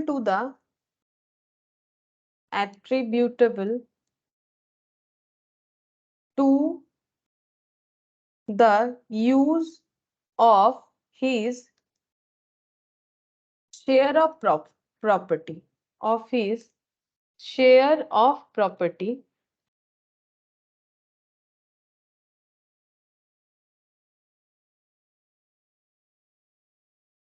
तो ये लाइन और ये लाइन फिर नीचे लिखेंगे विच एवर इज हायर। समझा देते हैं, ऐसे ही लिखो एक बार, समझ में आ जाएगा। विच एवर इज हायर,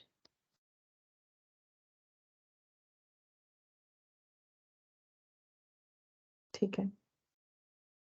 तो इसके लिए हम लोग पहले एक एग्जाम्पल लेंगे, ठीक है।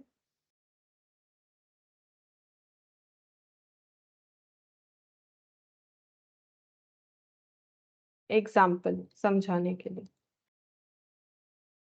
A, B and C are in partnership business. PSR is equal, मतलब 1:1:1. PSR is equal. C died on 31st of October 2019. The capital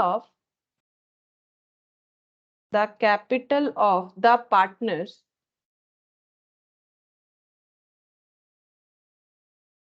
after all adjustment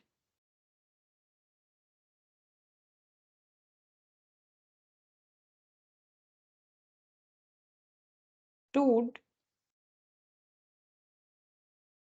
50,000, 75,000, 1,20,000. A and B continue to carry on the business further without setting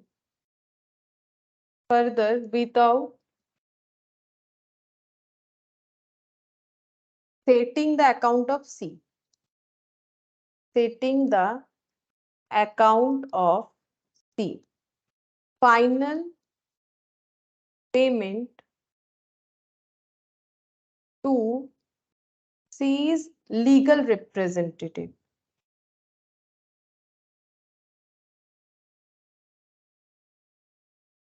on 1/2/2020. The profit made during the year, during the period of 3 months, during the period of 3 months, amount to 80,000, amount to, sorry, 28,000, amount to 28,000. ठीक है. अच्छा, यहाँ पर देखो question मैंने क्या लिखा है. क्वेश्चन में मैंने लिखा है कि ABC 3 पार्टनर थे जिनका प्रॉफिट शेयरिंग रेशियो था इक्वल. सी का डेथ हो गया. कब हुआ? 31 अक्टूबर 2019 को. Capital of the partner after all adjustment stood 50,000, 75,000, 1,20,000. मतलब डेथ हो गया. उसके बाद जब हम लोग कैपिटल अकाउंट बनाए तो क्लोजिंग कैपिटल निकल के आया. तो उसमें ए का आया 50,000, बी का आया 75, सी का आया 1,20,000. अब सी का तो डेथ हो गया. सी को उसका शेयर पूरा मिल जाना चाहिए. A and B continue to carry on the business further without settling the account of C. Setting the account of C मतलब C को पेमेंट किए बिना ये लोग जो है बिजनेस को आगे कंटिन्यू करना चाह रहे हैं. मतलब C को बाद में पेमेंट करेंगे. ये ऐसा इनका जो है डील हुआ है. मतलब जैसे अभी हम लोगों ने क्वेश्चन किया 50% दिया 50% नहीं दिया तो लोन बन जाएगा. वैसे सी का अकाउंट ये लोग अभी सेटिंग नहीं कर रहे, सेटल नहीं कर रहे हैं. बोल रहे हैं कि हम लोग बिजनेस कंटिन्यू करेंगे, बाद में सी का पेमेंट करेंगे. ठीक है. अब सी तो चला गया है दुनिया से. ठीक है. अब वो तो पैसा लेने आएगा नहीं. जैसे रिटायरमेंट होता तो सी आ जाता. अभी कौन आएगा? उनके एग्जीक्यूटर बोला जाता है या फिर लीगल रिप्रेजेंटेटिव जो होते हैं उनको जो है पे किया जाता है. Final payment to C legal representative on 1 Feb 2020. 1 Feb 2020 को फाइनली पेमेंट किया गया. जबकि सी का डेथ हुआ था यहाँ पर 31 अक्टूबर 19. इन्होंने तब पेमेंट नहीं किया. बोला कुछ दिन बाद करेंगे और पेमेंट किया 1 Feb 20.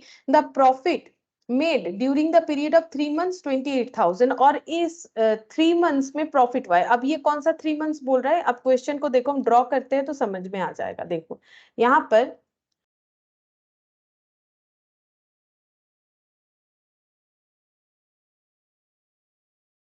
ये देखो ईयर यहाँ पर ऐसे चल रहा था. ठीक है. नॉर्मली ईयर होता है 1 अप्रैल से लेके 31 मार्च तक. ठीक है. अच्छा, डेट कब हुआ है? 31 अक्टूबर 2019. ठीक है. तो 31 अक्टूबर 2019 में डेथ हुआ है. तो यहाँ पर मान लेते हैं ये है 31 अक्टूबर 2019. ठीक है. तो ये हो जाएगा 2020. ये हो गया 1 अप्रैल 2019. ये ईयर चल रहा है. तो इनका ईयर एंड यहाँ पर होगा. यहाँ पर क्या हो गया है? डेथ हो गया है. किसका? सी का. ठीक है. सी का डेथ हो गया. अच्छा, अब सी को यहाँ पेमेंट करना चाहिए. इन्होंने पेमेंट कब किया? इन्होंने पेमेंट किया 1 Feb 20 को. ठीक है. तो 1 Feb 20 को पेमेंट किया. अच्छा, तो मेरा ईयर लिखना थोड़ा सा गलत हो गया. एक सेकेंड, मेरा ईयर लिखना थोड़ा सा गलत हो गया. एक सेकेंड. यहाँ पर ये 31 मार्च 2020 है. 1 फेब को मिल रहा है. मतलब यहाँ पर मिल रहा है.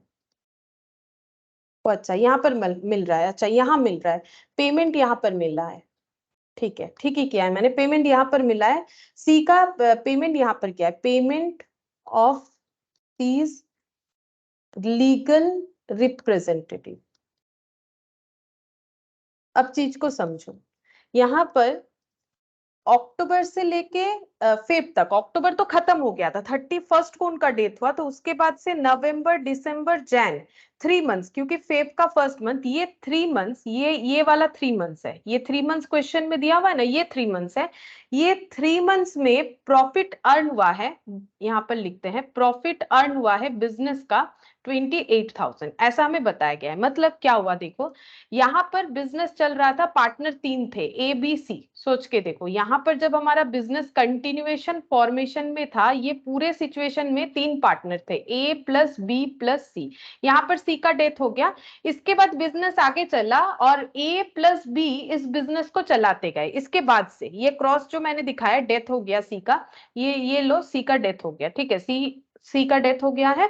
अभी ए बी बिजनेस में बिजनेस चल रहा है, इनको यहाँ पेमेंट करना चाहिए था, इन्होंने बोला अभी नहीं करेंगे, कुछ दिन बाद करेंगे, और इन्होंने 3 मंथ्स बाद पेमेंट कर दिया, और ये 3 मंथ्स में इन्होंने प्रॉफिट अर्न किया 28,000। अब यहाँ पर सेक्शन 37 हमें क्या बोल रहा है, सेक्शन 37 का बोलने का मतलब ये है कि देखो भाई, तुम लोगों ने सी का पैसा वापस नहीं किया। ए बी को क्या बोल रहा है लॉ का सेक्शन, कि तुम लोगों ने सी का पैसा वापस नहीं किया और बिजनेस किया 3 महीने बाद किया, लेकिन 3 महीने बाद जो किया तुम लोगों ने पेमेंट, तो इसका मतलब सी तो फिजिकली प्रेजेंट नहीं है, मतलब उनका तो डेथ हो गया, अब वो तो बिजनेस में किसी तरह से हेल्प नहीं कर सकते, लेकिन उनको जो पैसा मिलने वाला था वो क्योंकि तुम लोगों ने नहीं दिया, बाद में देने के लिए बोला, तो तुम लोगों ने उनका पैसा यूज किया। ए और बी को सेक्शन बोल रहा है कि इसमें हार्डवर्क तो ए बी का है, लेकिन कैपिटल और जो भी शेयरिंग अमाउंट सी को मिलना चाहिए था वो सारे पैसे इन्होंने यूज किए यहाँ पर 3 मंथ्स, क्योंकि इन्होंने पैसा नहीं दिया,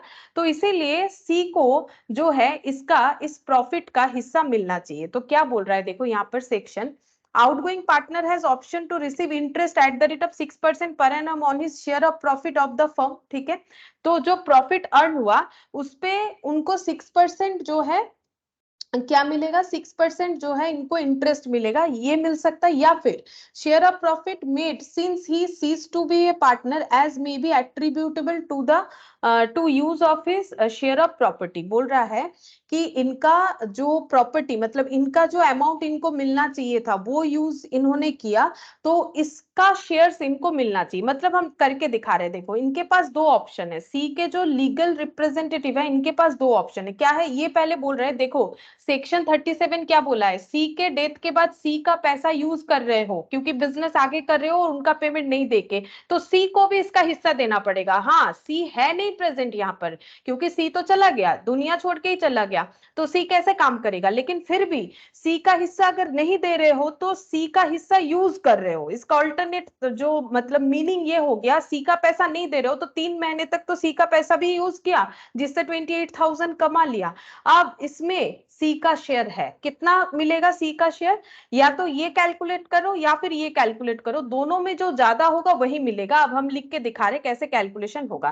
पहला ऑप्शन हमें बोल रहा है कि हम लोग यहाँ पर ऐसे चेक करेंगे कि प्रॉफिट कितना हुआ, ये 3 मंथ्स का प्रॉफिट जो है, प्रॉफिट फॉर 3 मंथ्स दिया हुआ है 28,000, ठीक है, ये कितना कैपिटल यूज करके हुआ, बाय यूजिंग कैपिटल, कितना कैपिटल यूज करके हुआ, प्रॉफिट कमाने के लिए तो कैपिटल लगाना पड़ता है, तो कैपिटल कितना था इनका डेथ होने के बाद, जब इनका कैपिटल कैलकुलेशन हुआ, पार्टनर्स कैपिटल बना, तब इनका कैपिटल था 50, 75, 1,20,000, ठीक है,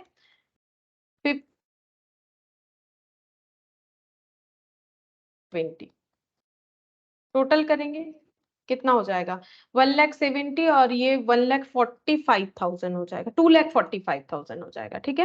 तो 28,000 जो प्रॉफिट अर्न हुआ उसमें 2,45,000 का कैपिटल यूज हुआ। देखो अब ये वाला कैपिटल मैंने क्यों लिया, जैसे देखो यहाँ पर ये जो राम थे, ठीक है, इन्होंने रिटायरमेंट लिया था, इनका डेथ वाला सिचुएशन नहीं था, इनका रिटायरमेंट हुआ था, तो इनको जो इनका क्लोजिंग कैपिटल जब हम लोगों ने कैलकुलेट किया, मान लो यहाँ तो 50% दिया, 50% नहीं दिया, अगर पूरा ही नहीं देते तो 4,20,000 दिखता क्लोजिंग, ठीक है, बैलेंस बोल के नहीं दिखता, लोन बोल के दिखता, और इसके बाद ये बिजनेस करे, तो रिटायरमेंट में ऐसा नहीं होता है बट डेथ में होता है, ठीक है, डेथ में ऐसा होता है कि अगर पेमेंट नहीं किया जा रहा है तो जो क्लोजिंग कैपिटल निकल के आ रहा है 3 पार्टनर का, अगर 3 पार्टनर है तो इंक्लूडिंग द डिसीज पार्टनर, हम लोग ये मानेंगे कि ये सारे पैसे को यूज करके ही 28,000 प्रॉफिट कमाया गया है।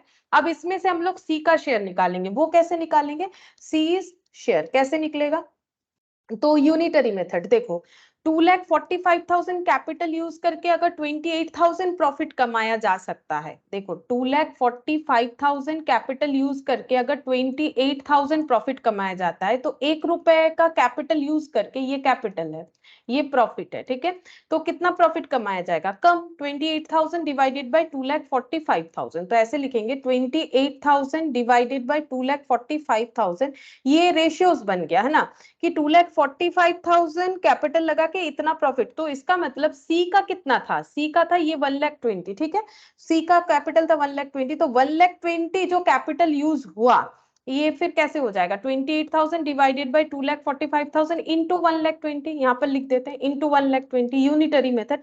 तो सी का जितना कैपिटल यूज हुआ हम लोग ये मानेंगे कि उससे कितना जितना भी प्रॉफिट जनरेट हो सकता है उतना ही इनको शेयर मिलना चाहिए। अब कैलकुलेट करके देखते हैं, ये देखो 28,000 डिवाइडेड बाई 2,45,000 इंटू 1,20,000, तो ये वैल्यू आ रहा है 13,714, 31,714, ठीक है। तो हम लोग यूनिटरी मेथड करके ये कैलकुलेट कर रहे हैं कि अगर बिजनेस में सी के डेथ के बाद टोटल कैपिटल इतना हुआ था तीनों पार्टनर का, और ये सी का था, सी का अमाउंट रिटर्न नहीं किया गया, इसका मतलब 3 महीने बाद रिटर्न हुआ, तो 3 महीने में ये 1,20,000 भी बिजनेस में यूज हुआ, ठीक है, और 28,000 टोटल प्रॉफिट अर्न हुआ, मतलब 2,45,000 यूज करके अगर 28,000 प्रॉफिट अर्न हो सकता है तो 1,20,000 से कितना अर्न हुआ होगा, ये सी का हिस्सा है। तो हमें ये कौन बोल रहा है, सेक्शन 37, तो हमें ये फॉलो करना पड़ेगा। एक तो ये कैलकुलेट करेंगे, ये देखो यहाँ पर लिखा हुआ है outgoing partner has option to receive, अच्छा ये इंटरेस्ट वाला, ये वाला सेकंड वाला पॉइंट मैंने किया, share of profits made since he ceased to be partner as may be attributable to the use of his shares, ये निकल गया। सेकंड पार्ट हम लोग को क्या कैलकुलेट करना है, जितना पैसा उनको देना चाहिए था उतना पैसा इन्होंने नहीं दिया, उस पैसे को यूज किया, उस पे इंटरेस्ट मिलेगा। ये देखो पॉइंट 1 मैंने आगे पीछे कर दिया, उससे कोई फर्क नहीं पड़ेगा। Outgoing partner has option to receive interest 6% per annum on his share of property of the firm, ठीक है। तो 1,20,000 फर्म में इनका प्रॉपर्टी पड़ा हुआ है, उस पे इंटरेस्ट मिलेगा 6%, ठीक है। ये याद रखना पड़ेगा तुम लोग को क्योंकि ये लॉ है, रूल्स है, ठीक है। 6% पर एनम करके इंटरेस्ट मिलेगा, तो 1,20,000 6% पर एनम मतलब ईयरली 6% मिलेगा, ठीक है। अब इन्होंने कितने दिन बाद इनको जो है पेमेंट किया, 3 मंथ्स बाद, तो फिर इंटरेस्ट जो है ये तो 12 मंथ्स का हो गया, 1,20,000 पे 6% लगाएंगे 12 मंथ्स का हो जाएगा, तो डिवाइडेड बाय 12 करेंगे तो पर मंथ इंटू 3 करेंगे तो 3 मंथ्स का कैलकुलेट हो जाएगा। तो कितना हो रहा है ये देखो 1,20,000, इस पे जब हम लोग 6% करते हैं तो 7,212 मंथ्स का, डिवाइडेड बाय 12 करो, पर मंथ 600 इंटू 3 करो 1,800, वही वाला कैलकुलेशन मैंने यहाँ पर किया। तो या तो इनको ये अमाउंट मिल जाएगा, मतलब सी को तो मिलेगा नहीं, उनके जो एग्जीक्यूटर है या लीगल रिप्रेजेंटेटिव, या फिर ये अमाउंट मिल सकता है, विच एवर इज हायर, ठीक है। ये दोनों में से कोई एक मिलेगा। कौन बोल रहा है, section 37 of Indian Partnership act 1936, तो ये सॉरी 1932, ये कब एप्लीकेबल होता है, अगर किसी पार्टनर का डेथ हो जाता है और उनका जो शेयर है मतलब टोटल वो अगर नहीं देता है, एग्जिस्टिंग पार्टनर और बिजनेस कंटिन्यू करता है, तो जितने दिन के लिए डिले होगा उतने दिन के लिए उनके शेयर के ऊपर 6% पर एनम करके उनको इंटरेस्ट मिलेगा, या फिर उनके प्रॉफिट को यूज, उनके कैपिटल को यूज करके जितना प्रॉफिट अर्न हुआ है उसको प्रोपोर्शनेट करके निकाल लिया जाएगा। दोनों में से जो हायर अमाउंट है वही उनको मिलेगा, यानी इस केस में प्रॉफिट देना चाहिए, प्रॉफिट हायर है, ठीक है। तो यहाँ पर हम लिख देते हैं ऑप्शन 1, मतलब मैंने जिस हिसाब से सोल्यूशन किया है, is beneficial for C, for C is legal representative, जो सी के लिए बेनिफिट होगा वही वाला इनको मिलेगा, representative, he will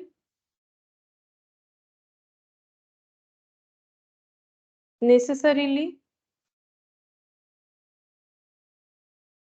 go for his proportionate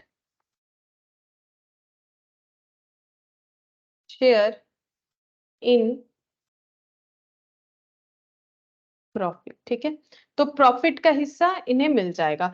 तो 28,000 पूरा प्रॉफिट ये तीनों कैपिटल से मिला है, तो इनके कैपिटल से कितना हुआ होगा, प्रोपोर्शनेट करके इतना, तो इनको इतना मिलना चाहिए, ठीक है। तो विच एवर इज हायर वही इनको मिल जाएगा।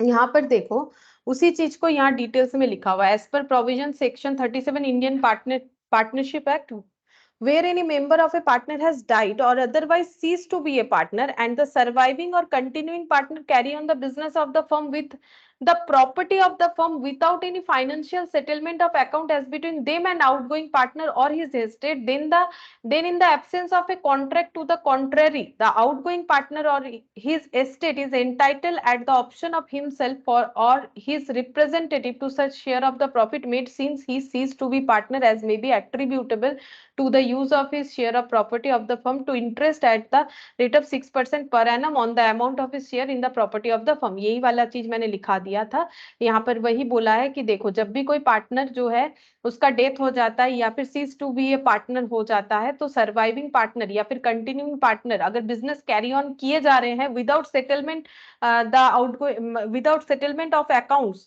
ऑफ द डिजीज्ड पार्टनर और जो है पार्टनर जो जिनको सीज कर दिया गया एज ए पार्टनर, तो फिर क्या होगा उस केस में सेक्शन 37 अप्लाई हो जाएगा। तो जो जितना अमाउंट उनका नहीं पेमेंट हुआ है उस पे 6% पर एनम करके इंटरेस्ट लग जाएगा जितने दिन बाद पेमेंट करेंगे, या फिर इनका प्रॉफिट का शेयर जो है दोनों में से जो हायर होगा वही इनको मिलना चाहिए। ठीक है, वही चीज यहाँ पर लिखा हुआ है। अच्छा, यहाँ पर यही वाला एग्जाम्पल मैंने तुम लोग को करवाया। ठीक है, यही वाला एग्जाम्पल मैंने तुम लोग को करवा दिया और यहाँ पर अलग से पढ़ने का जरूरत नहीं, मैंने जो बताया ना वही काफी है। वही चीज को घुमा फिरा के बोला है, तुम लोग को अगर मन है तो पढ़ सकते हो, कोई बात नहीं। यहाँ पर पूरा रीड करके देख सकते हो, जिसमें एक पैरा तो मैंने रीड करके बता ही दिया। यहाँ पर बोला है provided whereby contract between the partner and option is given to surviving और continuing partner to purchase the interest of the deceased partner out. मतलब अगर कोई चाहे तो वो शेयर खरीद भी सकता है। जैसे मान लो सी का 1,20,000 पेमेंट, खरीदने का मतलब ही तो पेमेंट करना हो गया ना, and that option is duly exercised, the estate of the deceased partner or the outgoing partner or his estate as the case may be is not entitled to any further or other share of profit, but if any partner assuming to act in exercise of the option does not in all material respect comply with the terms thereof, he is liable to account under the foregoing provisions of the section. This way the outgoing partner has the option to receive interest at the rate of 6% per annum or share of profit earned on the unsettled amount. Unsettled amount पे जितना उनका share of profit होगा till his dues are settled by the firm any contract made to the contrary. ठीक है, जरूरत नहीं इतने सारे चीजों का, मतलब लॉ लैंग्वेज में लिखा हुआ है, मैंने जिस्ट बता दिया वही हमारे लिए काफी है अकाउंट्स के लिए। ठीक है, ये सब लॉ बताया है कि अगर खरीद लेता है तो फिर इस रूल्स में नहीं आएगा, मतलब पेमेंट कर देता है तब फिर सेक्शन 37 क्यों अप्लाई होगा, अगर पेमेंट नहीं करता है तभी सेक्शन 37 अप्लाई होगा। तुम लोग को बस सेक्शन 37 है क्या वो पता होना चाहिए। ठीक है, अच्छा अब यहाँ पर देखो क्या क्या जो है लीगल, जिस पार्टनर का डेथ हो जाता है उनके लीगल रिप्रेजेंटेटिव को क्या क्या मिलता है। The amount standing to the credit of the capital account of the deceased partner, मतलब कैपिटल जो है वो वो मिल जाएगा जैसे रिटायरमेंट में होता है। Interest on capital if provided if the partnership did up to the date of death, अगर कोई इंटरेस्ट ऑन कैपिटल मिल रहा था तो जब उनका डेथ हुआ, जैसे मान लो कोई ईयर चल रहा है अप्रैल टू मार्च, किसी का डेथ हो गया मान लेते हैं जून में, ठीक है, तो इंटरेस्ट ऑन कैपिटल मिल रहा था सभी पार्टनर को, तो यहां से यहां तक का जितना इंटरेस्ट ऑन कैपिटल होगा वो उन्हें मिल जाएगा। वही चीज बोल रहा है। शेयर ऑफ गुडविल मिल जाएगा, जैसे कैलकुलेशन होता है। शेयर ऑफ अनडिस्ट्रीब्यूटेड प्रॉफिट या रिजर्व है तो वो मिल जाएगा। Share of profit on the revaluation of asset and liabilities वो भी मिल जाएगा। Share of profit up to date of death, ठीक है, ये और ये अलग चीज होता है। ये है अनडिस्ट्रीब्यूटेड प्रॉफिट और रिजर्व, जो हमें बैलेंस शीट में दिखता है वो पार्टनर लोगों में पूरा डिस्ट्रीब्यूट हो जाएगा। और ये शेयर ऑफ प्रॉफिट का मतलब ये देखो, ये बिजनेस का फाइनेंशियल ईयर यहाँ पर खत्म होता, तो यहाँ पर जो प्रॉफिट आता वो पार्टनर लोगों में डिस्ट्रीब्यूट होता। लेकिन अगर किसी का मिडिल में डेथ हो गया है, इन दैट केस उनका जो शेयर ऑफ प्रॉफिट है वो हमें कैलकुलेट कर लेना पड़ेगा कि कितना हो रहा है। ठीक है, यहां से यहां तक का कितना हो रहा है, कितना मंथ है, उसका हमें कैलकुलेशन करना पड़ेगा। तो उसके लिए हम लोग कैसे कैलकुलेट कर सकते हैं, क्योंकि देखो जब तक ईयर एंड नहीं होता है फाइनल अकाउंट्स नहीं बनता है। फाइनल अकाउंट्स नहीं बनेगा तो कैसे पता चलेगा नेट प्रॉफिट कितना है। तो हम लोग क्या करते हैं, उसके लिए अलग बेसिस होता है, वो हम लोग पढ़ेंगे कि अगर किसी का मिडिल में डेथ हो जाता है, ठीक है, मिडिल मतलब हम 6 मंथ्स ऐसा नहीं बोल रहे हैं, मतलब इन द मीन टाइम अगर किसी का डेथ हो जाता है फाइनेंशियल ईयर कंप्लीट होने के पहले, तो up to the date of death जो भी प्रॉफिट हुआ है, क्योंकि उसमें उनका भी मेहनत है, ठीक है, उनका भी मेहनत है। जैसे मान लो ए बी सी 3 पार्टनर थे, सी का यहाँ पर डेथ हो गया तो यहाँ तक तो सी ने भी मेहनत किया, तो इसके आगे बिजनेस कंटिन्यू होने से ए बी ने प्रॉफिट कमाए, मतलब यहाँ तक प्रॉफिट ए बी सी ने कमाए, यहाँ तक ए बी ने, तो फिर सी को भी तो उसका हिस्सा मिलना चाहिए up to the date of death. ठीक है, तो ये हम लोग कैलकुलेशन करेंगे। उसके लिए ये पता करना पड़ेगा यहाँ पर प्रॉफिट कितना हो रहा है। ये पता करना थोड़ा सा मुश्किल है क्योंकि हमें ईयर एंड होने पे ही फाइनल अकाउंट्स बनाने के लिए परमिशन रहता है, ठीक है। तो हम लोग क्या करेंगे, यहाँ पर कुछ तो तरकीब हमें अपनाना पड़ेगा, तो उसके लिए भी रूल्स बोला हुआ है, अभी पढ़ाते हैं कि कैसे करके हम लोग यहाँ का प्रॉफिट कैलकुलेट करेंगे, जिसमें सी का शेयर कितना है यानी डिजीज पार्टनर का शेयर कितना है वो कैलकुलेट करेंगे। Share of joint life policy, joint life policy अगर कुछ लिया हुआ है तो उसका शेयर कैसे होगा वो भी हमें यहाँ पर देखना पड़ेगा। अच्छा, नेक्स्ट देखो, यहाँ पर लीगल रिप्रेजेंटेटिव को ये सारी चीज मिलेंगे और उनको उनका कुछ लाइबिलिटी भी हो सकता है। जैसे अगर जो डिजीज पार्टनर है उन्होंने ड्राइंग्स कर रखा है तो वो इंटरेस्ट ऑन ड्राइंग्स अगर पे करना है तो वो उनको पे करना पड़ेगा। जैसे वो मरे हुए पार्टनर का प्रॉफिट वगैरह ले रहे हैं तो मरे हुए पार्टनर को अगर कुछ पे करना था फर्म में तो वो उनको पे करना पड़ेगा, है ना। अगर हम लोग प्रॉफिट ले रहे हैं तो हमें लॉस भी लेना पड़ेगा। मतलब अगर डिजीज पार्टनर का पॉलिसी वैल्यू ले रहे हो as a legal representative, as a legal representative profit का शेयर, रिजर्व, गुडविल सब ले रहे हो, तो अगर इनके तरफ से कुछ पेमेंट था जो डिजीज पार्टनर है तो वो भी इनको पे करना पड़ेगा। तो ये देखो, शेयर ऑफ लॉस, जैसे रिवैल्यूएशन का लॉस हुआ तो वो भी इनको जो है इनके ऊपर इनका बियर करना पड़ेगा, वही बोल रहा है। तो ड्राइंग्स अगर है तो वो लाइबिलिटी है, interest on drawing, share of loss on revaluation of asset liability, अगर रिवैल्यूएशन पे लॉस हुआ है तो जो लीगल रिप्रेजेंटेटिव है वो ऐसा नहीं बोल सकते नहीं नहीं प्रॉफिट होगा तो हम लेंगे, लॉस होगा तो हम नहीं बेयर करेंगे, ऐसा नहीं होता है। रूल्स दोनों केस में ही एक जैसा होता है। जैसे रिटायरमेंट में अगर लॉस है तो लॉस भी बेयर करना पड़ेगा रिटायर्ड पार्टनर को, तो यहाँ पर भी डेट हो गया, ठीक है। लेकिन लीगल रिप्रेजेंटेटिव के तौर पे अगर कुछ ले रहे हो तो अगर कुछ देना है तो देना भी पड़ेगा। Share of loss that have accounted till date of his death और of his or her death, मतलब डेथ होने तक का अगर कोई लॉस है तो वो भी इनको बेयर करना पड़ेगा। अच्छा, अब यहाँ पर देखो, यहाँ पर हम लोग एक चीज जो है देखते हैं। देखो यहाँ पर क्या दिया हुआ है, calculation of profit up to the date of death of a partner. कैसे करके हम लोग डेथ प्रॉफिट का कैलकुलेशन, जो मैंने बोला ना, थोड़ा सा हमें कैलकुलेट करके देखना पड़ेगा कि हम लोग कैसे कैलकुलेट कर सकते हैं कि calculation of profit up to the date of death of a partner. तो इसको हम समझाते हैं। देखो यहाँ पर एक तो हम लोगों ने समझ लिया सेक्शन 37 कब अप्लाई होता है। अगर हम लोग डिजीज पार्टनर का शेयर नहीं दे रहे, उसे यूज कर रहे, तो हम लोग के पास दो ऑप्शन हो जाता है।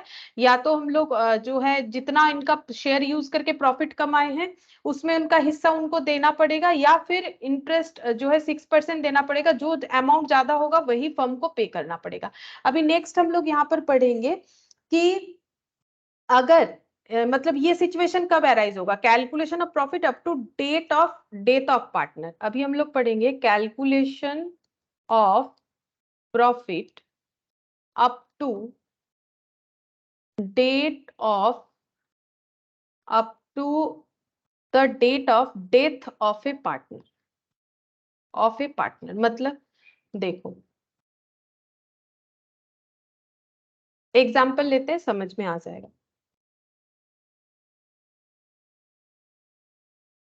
सपोज यहाँ पर ईयर चल रहा है 1 अप्रैल 2019, ठीक है। ये ईयर एंड हुआ है 31 मार्च 2020। ये तो नॉर्मल बात है ना, यहाँ से यहाँ तक हम लोग का एक साल है, ठीक है। और ये बिजनेस किन्होंने किया, ये बिजनेस किया है ए प्लस बी प्लस सी, तीनों पार्टनर मिलके ये बिजनेस कर रहे थे। और इन्होंने ऑन दैट मोमेंट, मतलब इस साल में इन्होंने नेट प्रॉफिट जो अर्न किया वो है 12 लाख, ठीक है। 12 लाख अर्न किया। अच्छा, ठीक है, बिजनेस अच्छा खासा चल रहा था। फिर यहाँ पर इन्होंने फिर से नेक्स्ट ईयर स्टार्ट हो गया इनका बिजनेस का, और ये नेक्स्ट ईयर खत्म होने वाला था इनके हिसाब से 31 मार्च 2021 को, ठीक है। इनके हिसाब से क्यों, नॉर्मली यही खत्म होने वाला था, बट किसको पता कि इसमें से एक पार्टनर चले जाएंगे, मतलब डेथ हो जाएगा, ठीक है। तो यहाँ पर एक डेट ले लेते हैं। सपोज करो कि यहाँ पर 1 मई 2020 को, ठीक है, 2020 को डेथ हो गया, ठीक है। डेथ हो गया, किसका डेथ कर दे, सी का, ठीक है, सी का डेथ हो गया। यहाँ पर सी चले गए इनको छोड़ के, ठीक है। अच्छा, तो अब क्या हुआ, यहां से जब इन्होंने बिजनेस स्टार्ट किया था मार्च के बाद अप्रैल आया, तो ए बी सी थे, ठीक है, बिजनेस में अप्रैल आ गया, ठीक है। 1 मंथ हुआ कि नहीं, मतलब नेक्स्ट ईयर आके 1 मंथ हुआ कि नहीं, और ऐसा एक एक्सीडेंट हो गया कि 1 मई को, क्योंकि मार्च खत्म अप्रैल पूरा जैसे ही खत्म हुआ 1 मई आया और इनका डेथ हो गया, ठीक है। अच्छा, अब इनका डेथ हो गया, इन्होंने इन्होंने क्या किया, बिजनेस को फिर आगे कंटिन्यू किया, इसका मतलब इसके बाद ये दोनों ने बिजनेस किया, ठीक है। अब हमें क्या करना है, हमें प्रॉफिट कैलकुलेट करना है up to the date of death of a partner. मतलब हम लोग को क्या कैलकुलेट करना है, बेसिकली हम लोग को यहां से लेके यहां तक का प्रॉफिट कैलकुलेट करना है। क्यों क्यों प्रॉफिट कैलकुलेट करना है, बिकॉज हम लोग को सी को यहां से यहां तक का जो प्रॉफिट का हिस्सा है वो इनके लीगल रिप्रेजेंटेटिव को देना पड़ेगा, ठीक है। अब हम लोग को कैसे पता कि यहाँ पर प्रॉफिट कितना होगा, क्योंकि जब तक ईयर एंड नहीं होगा, फाइनल अकाउंट्स नहीं बनेगा, तब तक कैसे पता चलेगा। तो इसके लिए हम लोग को क्या करना है, हम लोग के पास एक ऑप्शन है, एक्चुअली हम लोग के पास दो ऑप्शन है। हम लोग इस प्रॉफिट को दो तरीके से कैलकुलेट कर सकते हैं, एक होता है टाइम बेसिस पे, एक होता है टर्नओवर और सेल्स बेसिस पे, ठीक है। तो ये हमें सीखना है यहाँ पर कि हम लोग कैसे प्रॉफिट कैलकुलेट करेंगे। तो उसके लिए दो बेसिस होता है, ये देखो यहाँ पर दिया हुआ है, कहाँ चला गया, ये रहा, ये देखो time basis, turnover basis.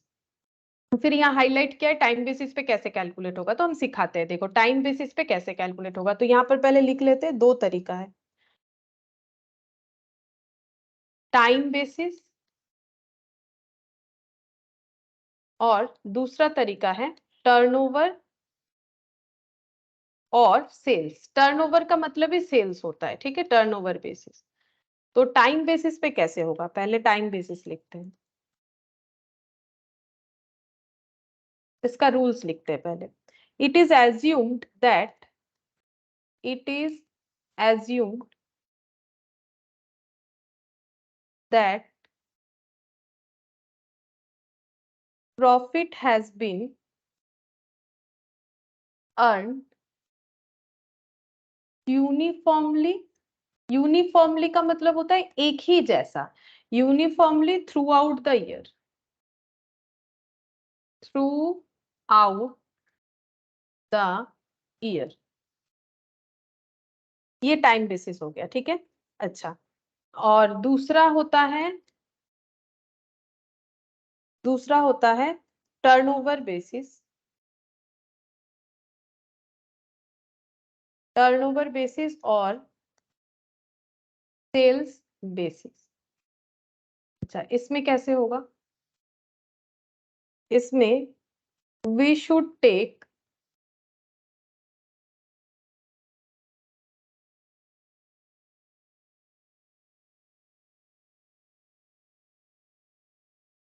Profit and total sales of last year, then the profit up to the date of death is estimated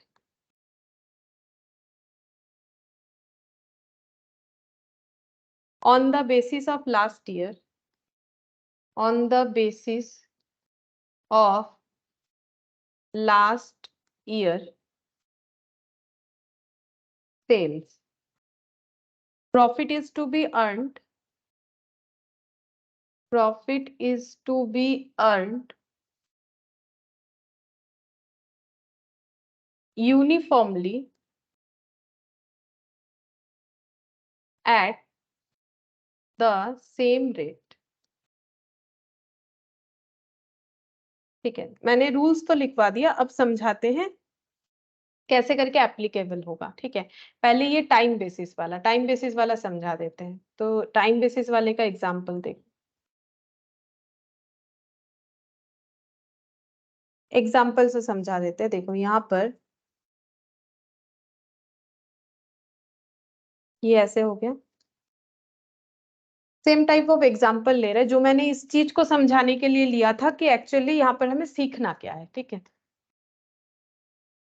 तो ये हो गया, ये हम लोग का ईयर सपोज चल रहा है 1 जैन से लेके 31 दिसंबर तक, ठीक है।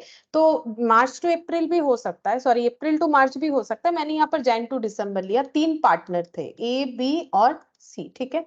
और इन्होंने अच्छा खासा बिजनेस किया और इनका नेट प्रॉफिट हुआ इस साल 1,25,000, ठीक है। अच्छा, अब अचानक से नेक्स्ट ईयर जब आया तब डेथ हो गया है एक पार्टनर का, उनका नाम है यहाँ पर लिखते हैं डेथ हो गया, ठीक है, सी का डेथ हो गया, ठीक है। डेट लिखते हैं, डेट है यहाँ पर 31 मार्च को, ठीक है, 31 मार्च को डेथ हो गया, ठीक है। ईयर कुछ भी लिख लो, कोई फर्क नहीं पड़ता है। अगर तुम लोग को यहाँ पर 20 लिखना है 20 लिख लो, 20, ये भी 20 हो जाएगा, फिर ये वाला 21 हो जाएगा, ठीक है। 31 मार्च 21 को सी का डेथ हो गया। अब अगर हम लोग देखें, बिफोर 31 मार्च 2020 बिजनेस में 3 पार्टनर ही थे और इसके बाद से 2 पार्टनर हो गए। अच्छा, अब हमें क्या करना है, यहाँ का प्रॉफिट निकालना है। अब हम लोग कौन से बेसिस पे निकालेंगे, टाइम बेसिस पे। टाइम बेसिस हमें क्या बोल रहा है, इट इज एज्यूम्ड, ये एजम्पशन के साथ चल रहा है, that profit has been earned uniformly throughout the year. पूरे साल भर प्रॉफिट जो है एक ही जैसा अर्न हुआ है, ऐसा मानते हुए हम लोग चलेंगे। मतलब यहाँ पर प्रॉफिट कैसे निकालेंगे, पहले तो देखते हैं ये टाइम ड्यूरेशन कितना हुआ। दिसंबर खत्म हो गया, जैन में ये 3 एक साथ थे, फेब में भी ये 3 एक साथ थे, मार्च तक 31 मार्च को डेथ हुआ ना, तो पूरे 3 महीने इन्होंने एक साथ काम किया। उसके बाद से अनफॉर्चुनेटली सी का डेथ हो गया। तो हम लोग क्या करेंगे, प्रीवियस ईयर का जो प्रॉफिट है उसको बेसिस मान के यहाँ पर चेक करेंगे, क्योंकि ईयर एंड नहीं हुआ तो हम लोग एग्जैक्टली कैसे बोल सकते हैं कि इस साल में कितना प्रॉफिट होने वाला है। तो हम लोग यहाँ पर क्या करेंगे, हम लोग ये एजम्पशन लेंगे कि प्रीवियस ईयर में प्रॉफिट था 1,25,000। ये कितने दिन के लिए था, ये 12 मंथ्स के लिए था, ठीक है। तो डिवाइडेड बाई 12 कर देंगे। जैसे ही हम लोग डिवाइडेड बाई 12 कर रहे हैं, हम लोग ये फाइंड आउट कर रहे हैं कि पर मंथ का प्रॉफिट कितना था। तो पर मंथ का कुछ इतना आ रहा है, तो इससे हम लोग यूनिफॉर्म कर रहे हैं। मतलब हम लोग ये मान रहे हैं कि हर मंथ 10,416 करके प्रॉफिट हो रहा है, बट ऐसा तो जरूरी नहीं होता है ना, इसीलिए बोला इट इज एज्यूम्ड, क्योंकि ऐसा जरूरी नहीं है कि पूरे साल का प्रॉफिट 1,25,000 है तो पर मंथ का प्रॉफिट कुछ इतना है, ठीक है। पर मंथ का, हर मंथ का प्रॉफिट 10,416 है, लेकिन ये इसी एजम्पशन के साथ चलेगा। तो प्रीवियस ईयर का प्रॉफिट को यूनिफॉर्म मानते हुए हम लोग इस 3 मंथ्स का प्रॉफिट का कैलकुलेशन करेंगे। तो यहाँ पर आ जाएगा प्रॉफिट फॉर 3 मंथ्स, ठीक है, जो कि up to date of death तक का है, तो इंटू 3 कर देंगे। तो यहाँ पर आंसर आ रहा है 31,250। मतलब इस पीरियड में इन्होंने इन तीनों ने मिलके प्रॉफिट कितना अर्न किया, हमें आंसर मिल गया। प्रॉफिट का आंसर हमें मिल गया 31,250। ये टोटल प्रॉफिट है, ये पूरा थोड़ी ना सी का है, ये तीनों ने मिलके इतना किया होगा। तो इसमें से सी का शेयर कितना हो जाएगा, 31,250 इंटू जो इनका प्रॉफिट शेयरिंग रेशियो होगा। मान लेते हैं कि इनका बिजनेस का पीएसआर था कुछ इस तरह से 2:2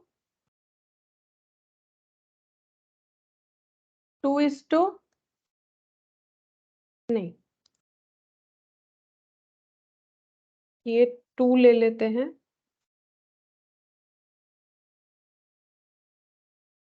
5:3:2, ठीक है। तो ये हो जाएगा 2/10। ये ए है, बी है, सी है, तो 3 + 2 5 5 10, तो 2/10 हो गया। 31,250 डिवाइडेड बाई 5, 2/10 मतलब 5 होता है, 6250, ठीक है। तो इसका मतलब जो सी का शेयर है वो इतना हो जाएगा। जो पीएसआर होगा वही, मैंने थोड़ा सा सोच के यहाँ पर पीएसआर कैलकुलेट किया, एक्चुअली ये मैथ से ही एग्जाम्पल है, ठीक है। तो यहाँ पर जो है, तो यहाँ पर देखो क्या बोला है, total profit of previous year 2,25,000। यहाँ पर थोड़ा सा प्रिंट मिस्टेक है एक्चुअली, ये यहाँ 1,25,000 लेके इन्होंने किया है और यहाँ गलती से 2,25,000 दिया है, तो हम लोग को इसको 1,25,000 कर लेना चाहिए, ठीक है। तो ये देखो, dies 3 months after he after the close of previous year the profit of 3 months is 31,250, इसका into 3/12। If deceased partner to 2/10 share of profit, उसीलिए मैंने इसको 2/10 लिखा, ठीक है। बाकी तुम लोग के पास क्वेश्चन में जैसा आएगा वैसा करो, ठीक है। मैंने तो जो है लॉजिक समझा दिया। करना क्या है, प्रीवियस ईयर का जितना भी प्रॉफिट है उस प्रॉफिट को हम लोग यूनिफॉर्म मान लेंगे, तो डिवाइडेड बाई 12 करेंगे, यानी पर मंथ इतना प्रॉफिट है, इक्वल पर मंथ का प्रॉफिट मान के जिस ईयर में डेथ हुआ है और ईयर एंड होने के पहले जितने दिन वो एक साथ काम किए, डेथ होने के पहले तक का, up to date of death तक का प्रॉफिट निकालने के लिए हम लोग ऐसे कर सकते हैं।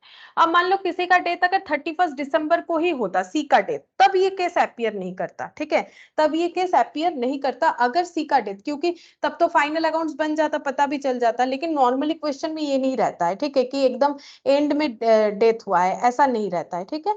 ऐसा रहेगा तो फिर क्वेश्चन में तो कुछ टफनेस रहा ही नहीं, फिर तो यहाँ पर जो भी प्रॉफिट आएगा वो मिल जाएगा। तो यहाँ पर देखो, ये हम लोगों ने टाइम बेसिस जो है ये सीख लिया। इसके बाद है टर्नओवर बेसिस। टर्नओवर बेसिस का हम लोग देखते हैं कैसे होगा। अब हम लोग इस पे भी एग्जाम्पल लेते हैं। 3 पार्टनर है, ठीक है, अरुण, तरुण और नेहा। अरुण, तरुण और नेहा, ठीक है, इसका प्रॉफिट है 3:2:1, ठीक है। Neha die Neha dies on 31st May 2020. Sales for 2019-2020 amount to rupees 4 lakh, and profit on sales is 60,000. Account closed on 31st March every year.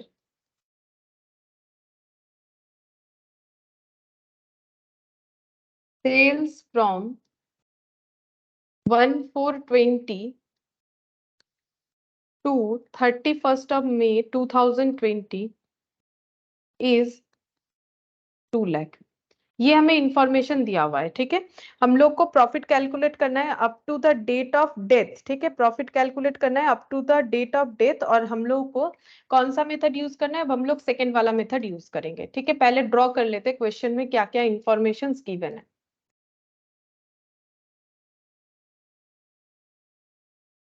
तीन पार्टनर है, Arun, Tarun, Neha. Neha dies on 31st May 2020। इनका ईयर क्लोज होता है 31st March every year, ये बता दिया है, ठीक है। 31st March every year close होता है, तो मैंने 2 साल ड्रॉ कर लिया। ईयर एंड का डेट देते हैं 31st of March, और स्टार्टिंग हो जाएगा 1st of April। अब डेथ कब हुआ है देखते हैं। डेथ हुआ है 31st May 2020 को डेथ हुआ है, ठीक है। तो ये ईयर यहाँ पर लिख लेते हैं 19, ये हो गया 20। डेथ हुआ है 31st of May 2020। डेथ हुआ है किसका, नेहा का, ठीक है। नेहा का डेथ हो गया, ठीक है। अच्छा, अब आगे क्या बोल रहा है। Neha dies on 31st May 2020। Sales for 1920 amount to 4 lakh, ठीक है। सेल्स बोला है 1920 का, यहाँ पर सेल्स है 4 लाख, और इसी सेल्स पे प्रॉफिट कितना अर्न किया गया है, and profit on sale is 60,000, ठीक है। मतलब बेचते हैं कुछ तो प्रॉफिट तो कमाते हैं ना, तो ये कितना हो गया, कितना प्रॉफिट अर्न हुआ है 60,000। Account close on 31st March every year कर लिया। सेल्स फ्रॉम 1st April 20, मतलब ये डेट से लेके 31st May तक का यहाँ का सेल्स दे दिया, यहाँ का सेल्स दे दिया 2 लाख। जब ऐसा इंफॉर्मेशन दे दिया, इसका मतलब हम लोग को प्रॉफिट जो कैलकुलेट करना है वो कौन से बेसिस पे करना है, सेल्स बेसिस पे, सेल्स या टर्नओवर बेसिस पे। अब इसको कैलकुलेट करने का क्या तरीका है, देखो यहाँ पर हम लोग सबसे पहले ये निकालेंगे कि प्रीवियस ईयर में इनका जीपी कितना था, यानी ग्रॉस प्रॉफिट रेशियो। तो हम लोग यहाँ पर निकालेंगे percentage of profit of previous year. GP तो निकालना आता है तुम लोग को, प्रीवियस ईयर। देखो जीपी पता है ना कैसे निकालते हैं, जीपी का परसेंटेज, जीपी यानी प्रॉफिट 60,000 सेल करके जो प्रॉफिट आए वही ग्रॉस प्रॉफिट होता है, जो ट्रेडिंग में दिखता है। ये कौन सा प्रॉफिट है, ग्रॉस प्रॉफिट। भले ही इसमें जीपी नहीं बोला है ना तो एनपी बोला है, लेकिन सेल करने के बाद जो प्रॉफिट होता है वो तो ग्रॉस प्रॉफिट होता है। GP divided by sales into 100। तो ये हम लोग बेसिकली जीपी निकाल रहे हैं, जिसको मैंने लिखा है percentage of profit of previous year. Percentage of profit मतलब ही हो गया सेल्स के ऊपर कैलकुलेट कर रहे हैं तो जीपी। तो ये हो गया हम लोग का 4 लाख इंटू 100, तो 15% इन्होंने प्रॉफिट अर्न किया, ठीक है।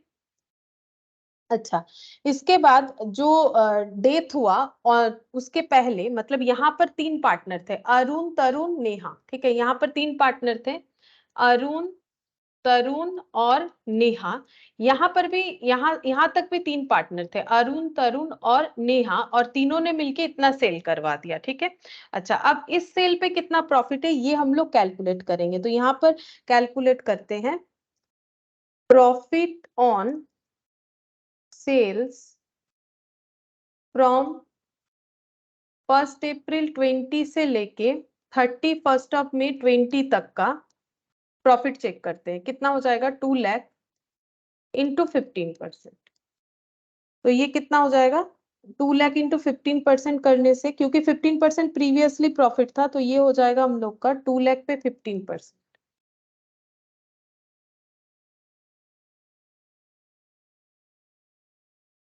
30,000।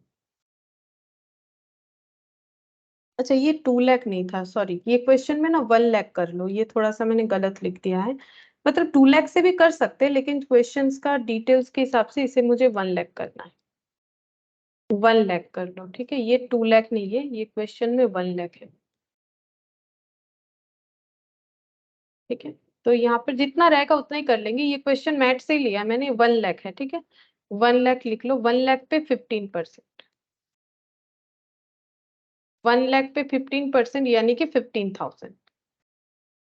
तो प्रॉफिट हो गया 15,000, ठीक है। इस प्रॉफिट में नेहा का शेयर कैलकुलेट करना है। नेहा शेयर मतलब जो डिजीज पार्टनर है, 15,000 इंटू इनका प्रॉफिट शेयरिंग रेशियो नेहा का है 1/6, ठीक है। 1/6 आ रहा है, तो चेक करते कितना हो जाएगा।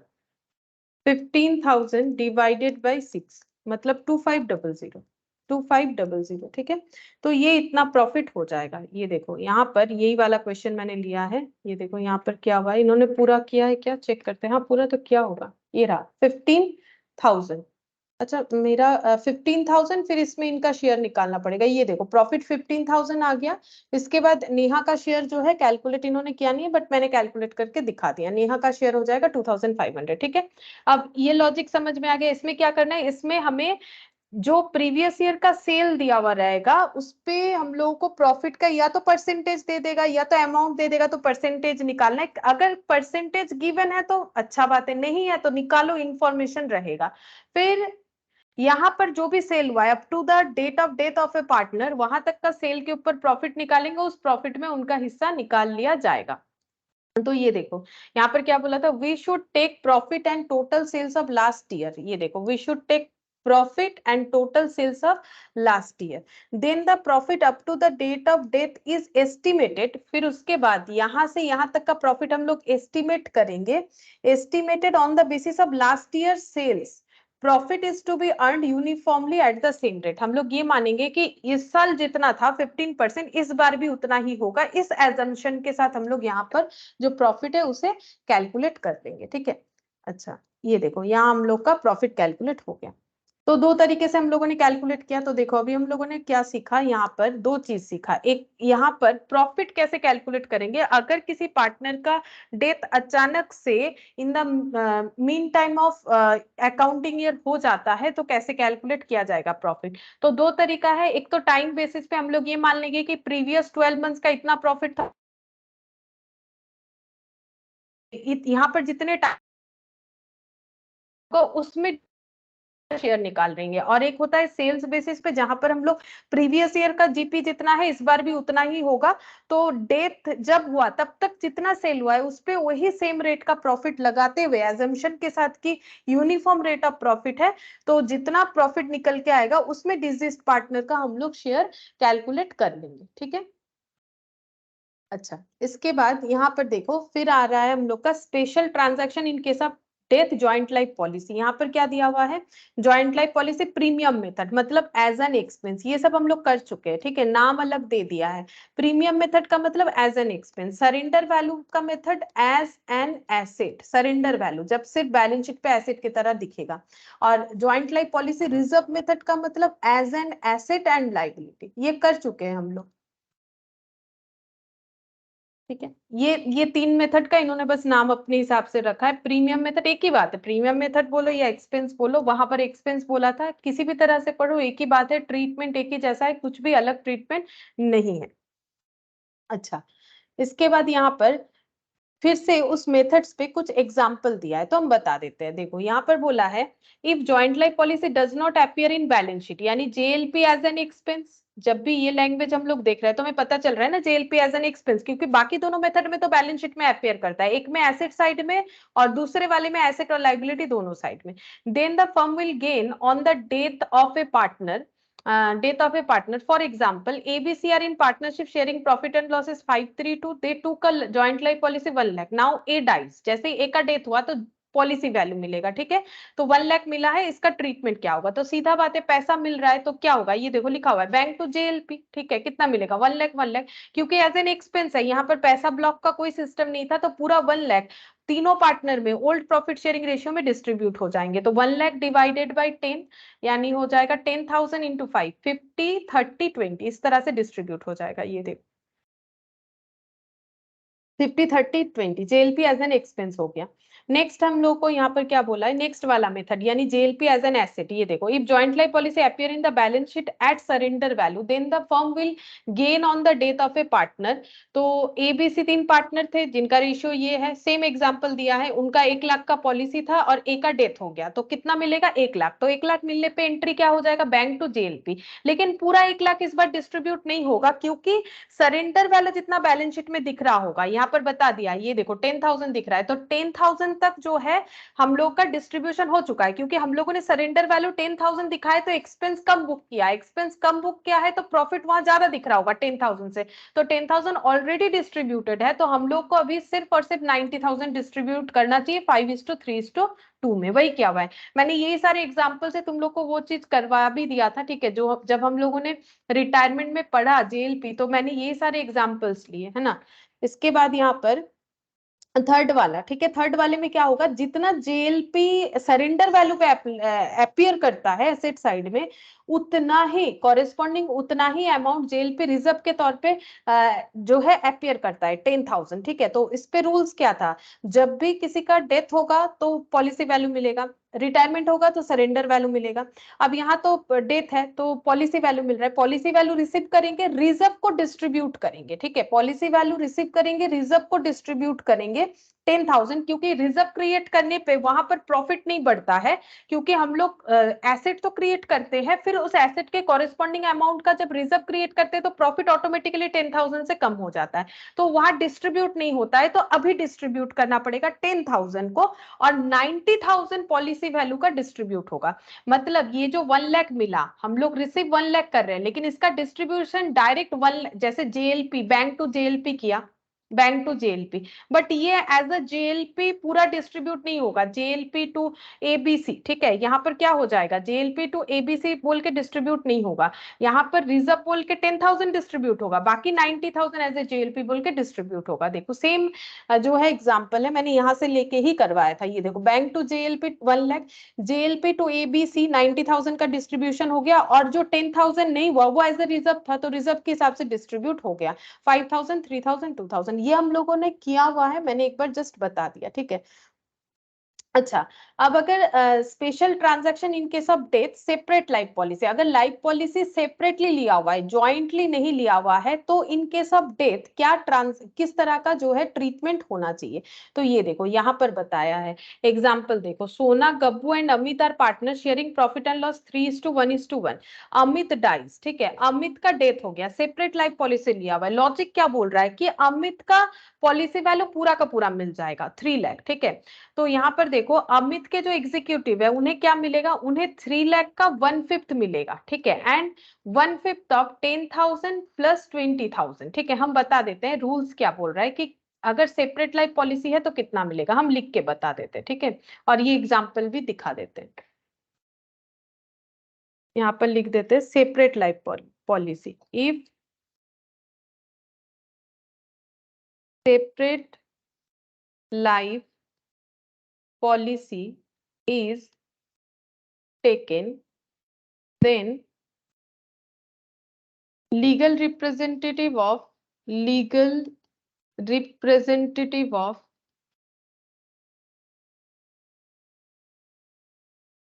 deceased partner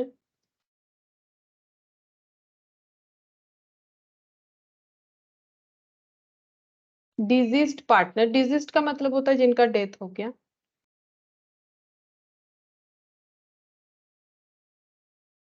will get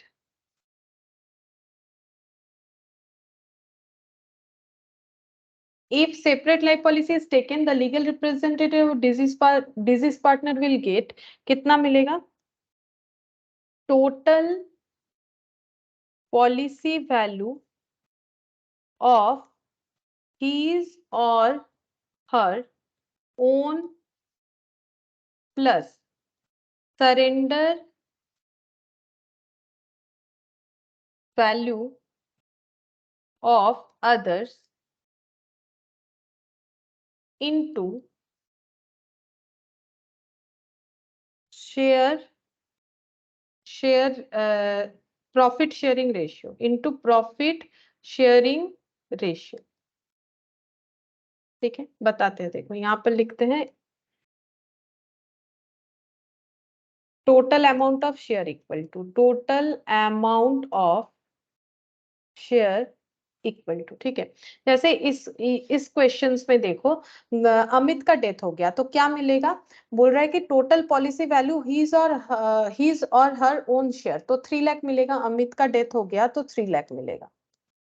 और क्या मिलेगा, सरेंडर वैल्यू ऑफ अदर। ठीक है, दूसरों का सरेंडर वैल्यू है 10,000 और 20,000, तो यहाँ पर लिखेंगे 10,000 प्लस 20,000 इंटू इंटू हो जाएगा इनका जो शेयर है, अमित का शेयर है 1/5। ठीक है, तो टोटल चेक करते हैं, ये हो गया 3,30,000 इंटू 1/5, 3,30,000 इंटू 1/5, तो ये कितना हो जाएगा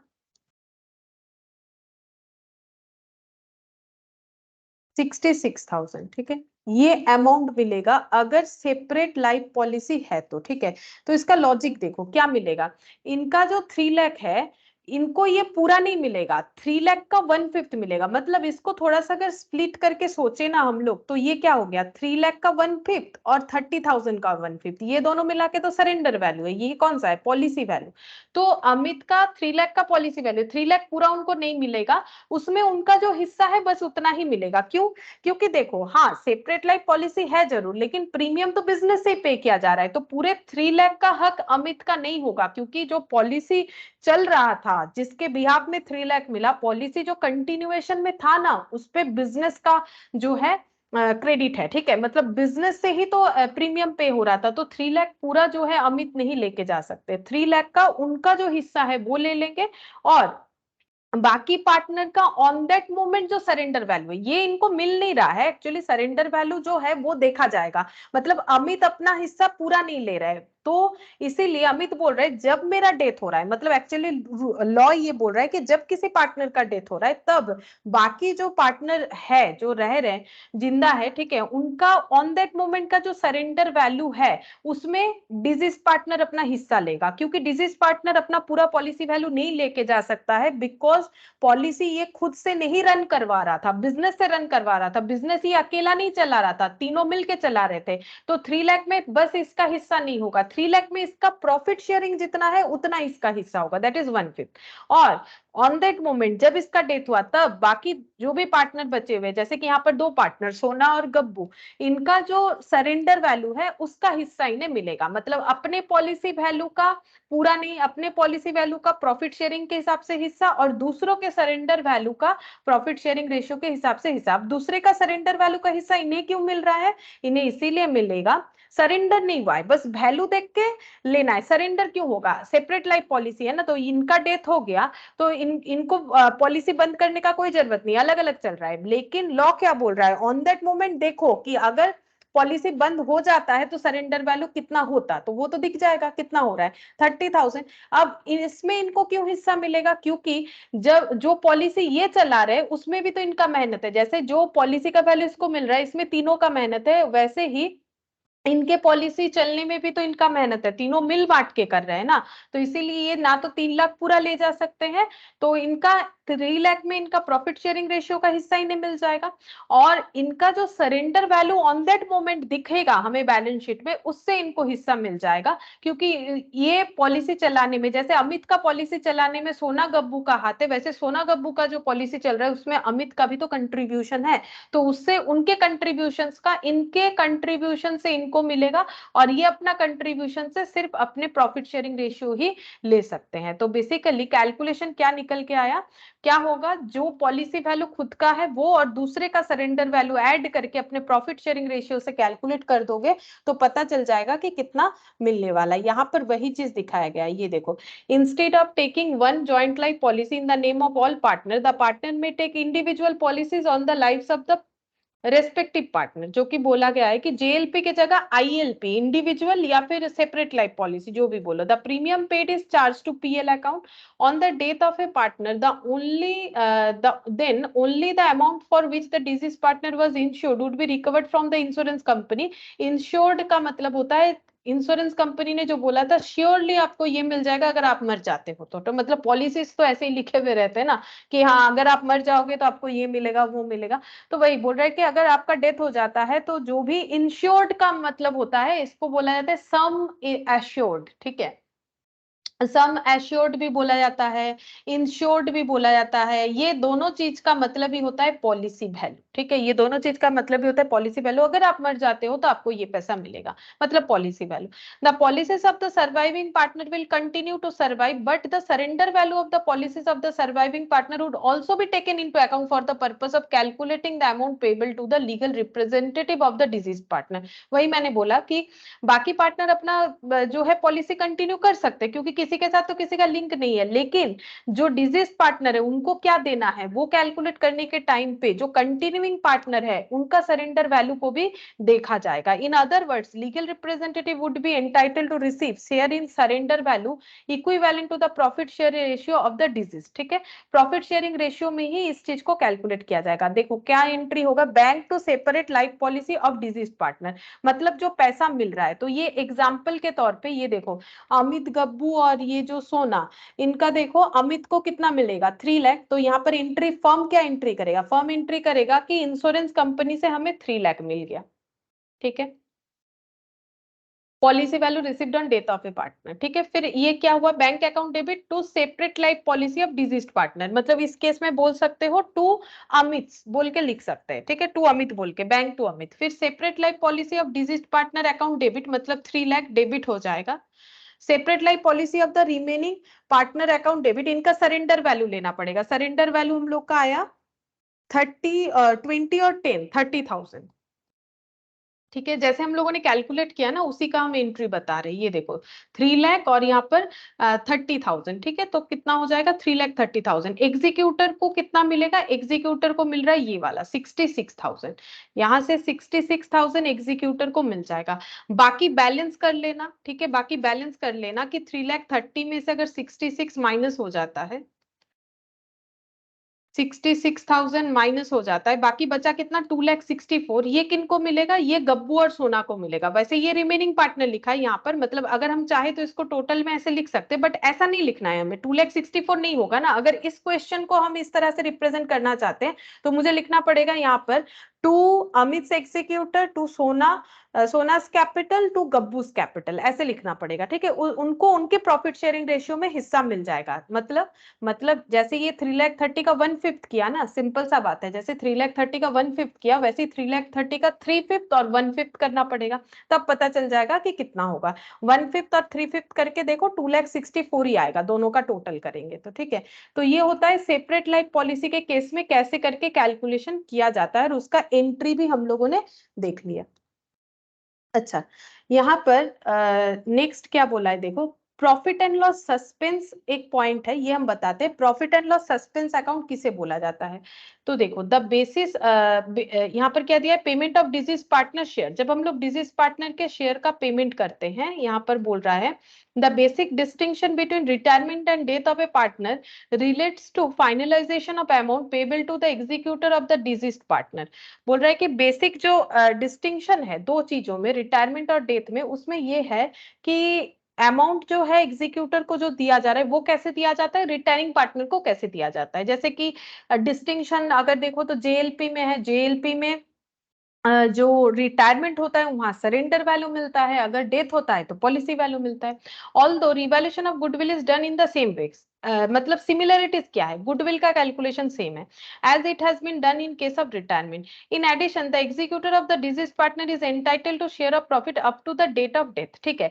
ये रिटायरमेंट में नहीं होता, यहाँ पर बोल रहा है कि डिजीज पार्टनर को जो शेयर ऑफ प्रॉफिट मिलता है up to the date of death, ये एक अलग पॉइंट है। तो यहाँ पर एक क्वेश्चन दिया है, देखो बोल रहा है A, B and C are partners sharing profit and losses 2:2:1. A died on 15th April 20. The firm closed its books of accounts on 31st December every year. So the executor of A is entitled for 3.5 months profit. क्यों ऐसा क्यों? देखो हम यहाँ पर question नहीं लिख रहे हैं, अभी ड्रॉ करके दिखा देते हैं। देखो ये एग्जाम्पल मैट में ही है, हम यहाँ से जस्ट ड्रॉ करके दिखा रहे हैं कि क्वेश्चन क्या बोल रहा है।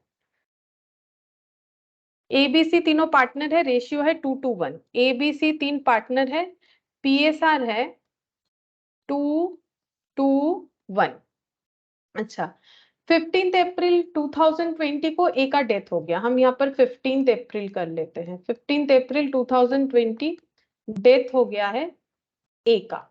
अच्छा फिर क्या बोल रहा है, the firm closes its books on 31st December every year. तो इनका बुक्स ऑफ अकाउंट्स क्लोज होता है 31st December, मतलब स्टार्ट हुआ है 1 Jan 20 को स्टार्ट हुआ था, खत्म कब होने वाला था 31st December 2020। बट यहाँ पर एक पार्टनर का डेथ हो गया ए का। अच्छा अब क्या बोल रहा है, so the executor of A is entitle for 3.5 month profit. कैसे, ये देखो जैन से लेके काउंट करो, जैन पूरा, इसके पहले भी तो इनका ईयर चल रहा होगा, और यहाँ पर आके क्या हुआ, ये भी जैन टू दिसंबर चला होगा, फिर जैन फेब मार्च 3 months और अप्रैल का 15 यानी 3.5 months एक साथ बिजनेस करने के बाद ए, यहां तक ए बी सी साथ साथ थे, इसके बाद ए का डेथ हो गया इस अकाउंटिंग ईयर में, मतलब फॉर द अकाउंटिंग ईयर 2020। अच्छा अब यहाँ पर क्या बोल रहा है, if A share is immediately paid off then profit for 2020 can be taken as base for calculating 3.5 months profit in the year 2020। बोल रहा है कि अगर ए का शेयर इमीडिएटली पे कर दिया जाएगा तो हम लोग प्रॉफिट को कैसे कैलकुलेट करेंगे, इसका हम लोगों ने 2 बेसिस अभी अभी पढ़ा भी है। टाइम बेसिस, यहाँ पर प्रॉफिट अगर पता करना है तो हम लोग कैसे कर सकते हैं, हमारे पास 2 ऑप्शन है, ठीक है 2 ऑप्शन है, या तो टाइम बेसिस पे कैलकुलेट कर लेंगे या फिर टर्नओवर बेसिस पे, जो कि हम लोगों ने सीख लिया टर्नओवर बेसिस पे। अब डिपेंड करेगा कि क्वेश्चन में क्या इंफॉर्मेशन दिया हुआ है। अब यहाँ पर क्या बोला है, देखो बोल रहा है कि 3.5 मंथ्स का प्रॉफिट हम लोग कैलकुलेट कर सकते हैं प्रीवियस ईयर के प्रॉफिट को बेस मान के, ठीक है। If Messrs ABC are earn 96,000 in 2019, तो 2019 मतलब ये वाला साल, ठीक है, 2019 में इन्होंने जो है प्रॉफिट कितना अर्न किया था 96,000, नेट प्रॉफिट अर्न किया था 96,000, ऐसा क्वेश्चन हमें बोल रहा है।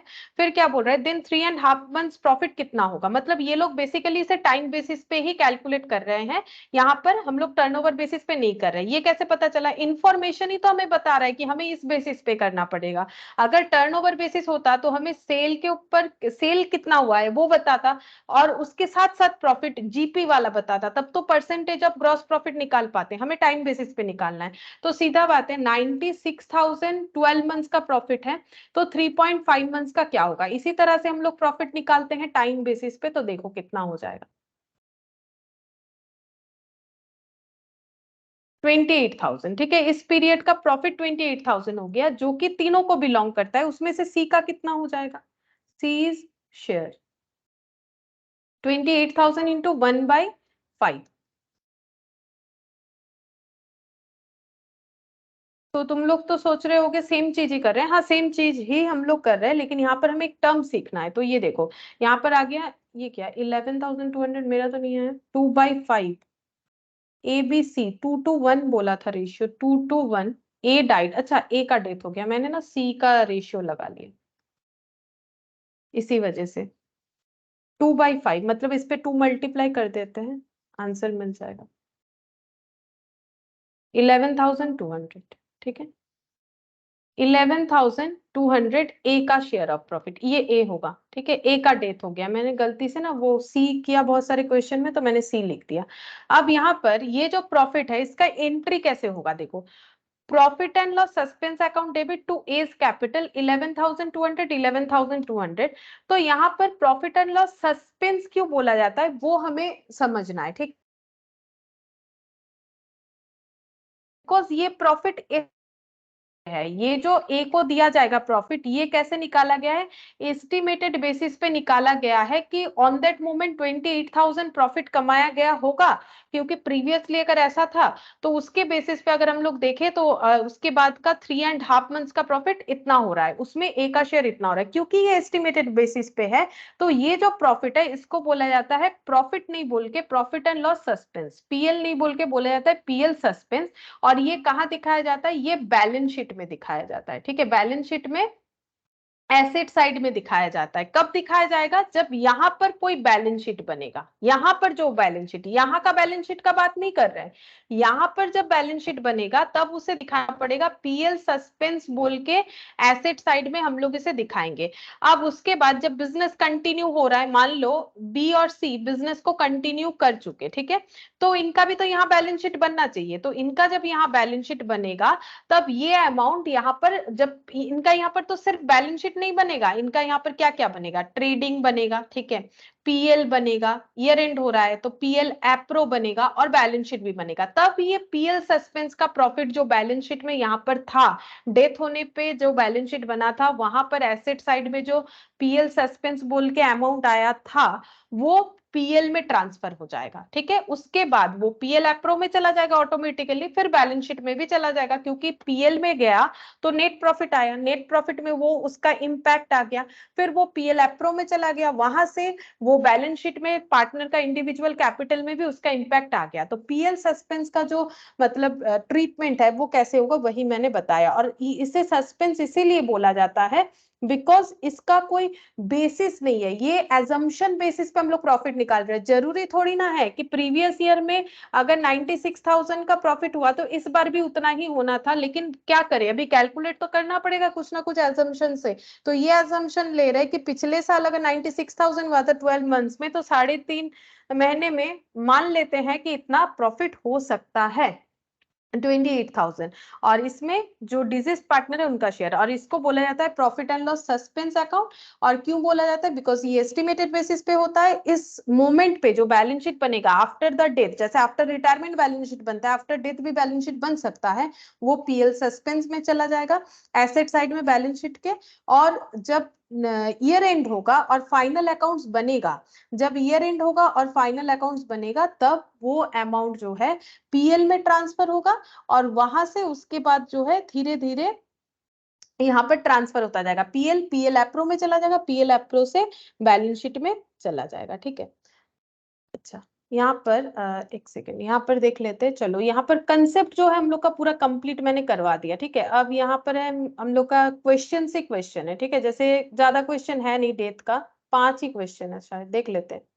मतलब इलास्ट्रेशन का बात कर रहे हैं, इलास्ट्रेशन 1 वहां से स्टार्ट है, ये रहा एंड। यहाँ पर एक बार देख लें कितने सारे क्वेश्चंस हैं। हाँ 5 ही क्वेश्चन है, इलास्ट्रेशन 1 से लेके 5। उसके बाद ये क्वेश्चंस कर लेते हैं तो बाकी क्वेश्चंस तो करना कोई बात नहीं है। ठीक है, यहाँ पर भी देख लेते हैं एक बार प्रैक्टिकल क्वेश्चन 1 2, बस 2 ही क्वेश्चन है। मतलब टोटल 7 क्वेश्चंस है हम लोग को करने के लिए, बाकी एमसीक्यू वगैरह तो है ही। ठीक है, तो हम लोग कल यानी कि नेक्स्ट क्लास जो है कल ही होगा, तो कल हम लोग यहाँ पर क्वेश्चन स्टार्ट कर सकते हैं। लेकिन आज जो भी हम लोगों ने अलग अलग रूल्स पढ़ा ना, सेक्शन 37 से लेके स्टार्ट करके सारी चीजों को एक बार गो थ्रू कर लो, क्योंकि कहीं पर भी एप्लीकेबल होगा तो फिर प्रॉब्लम होगा। ठीक है, फिर आज इतना ही करते हैं।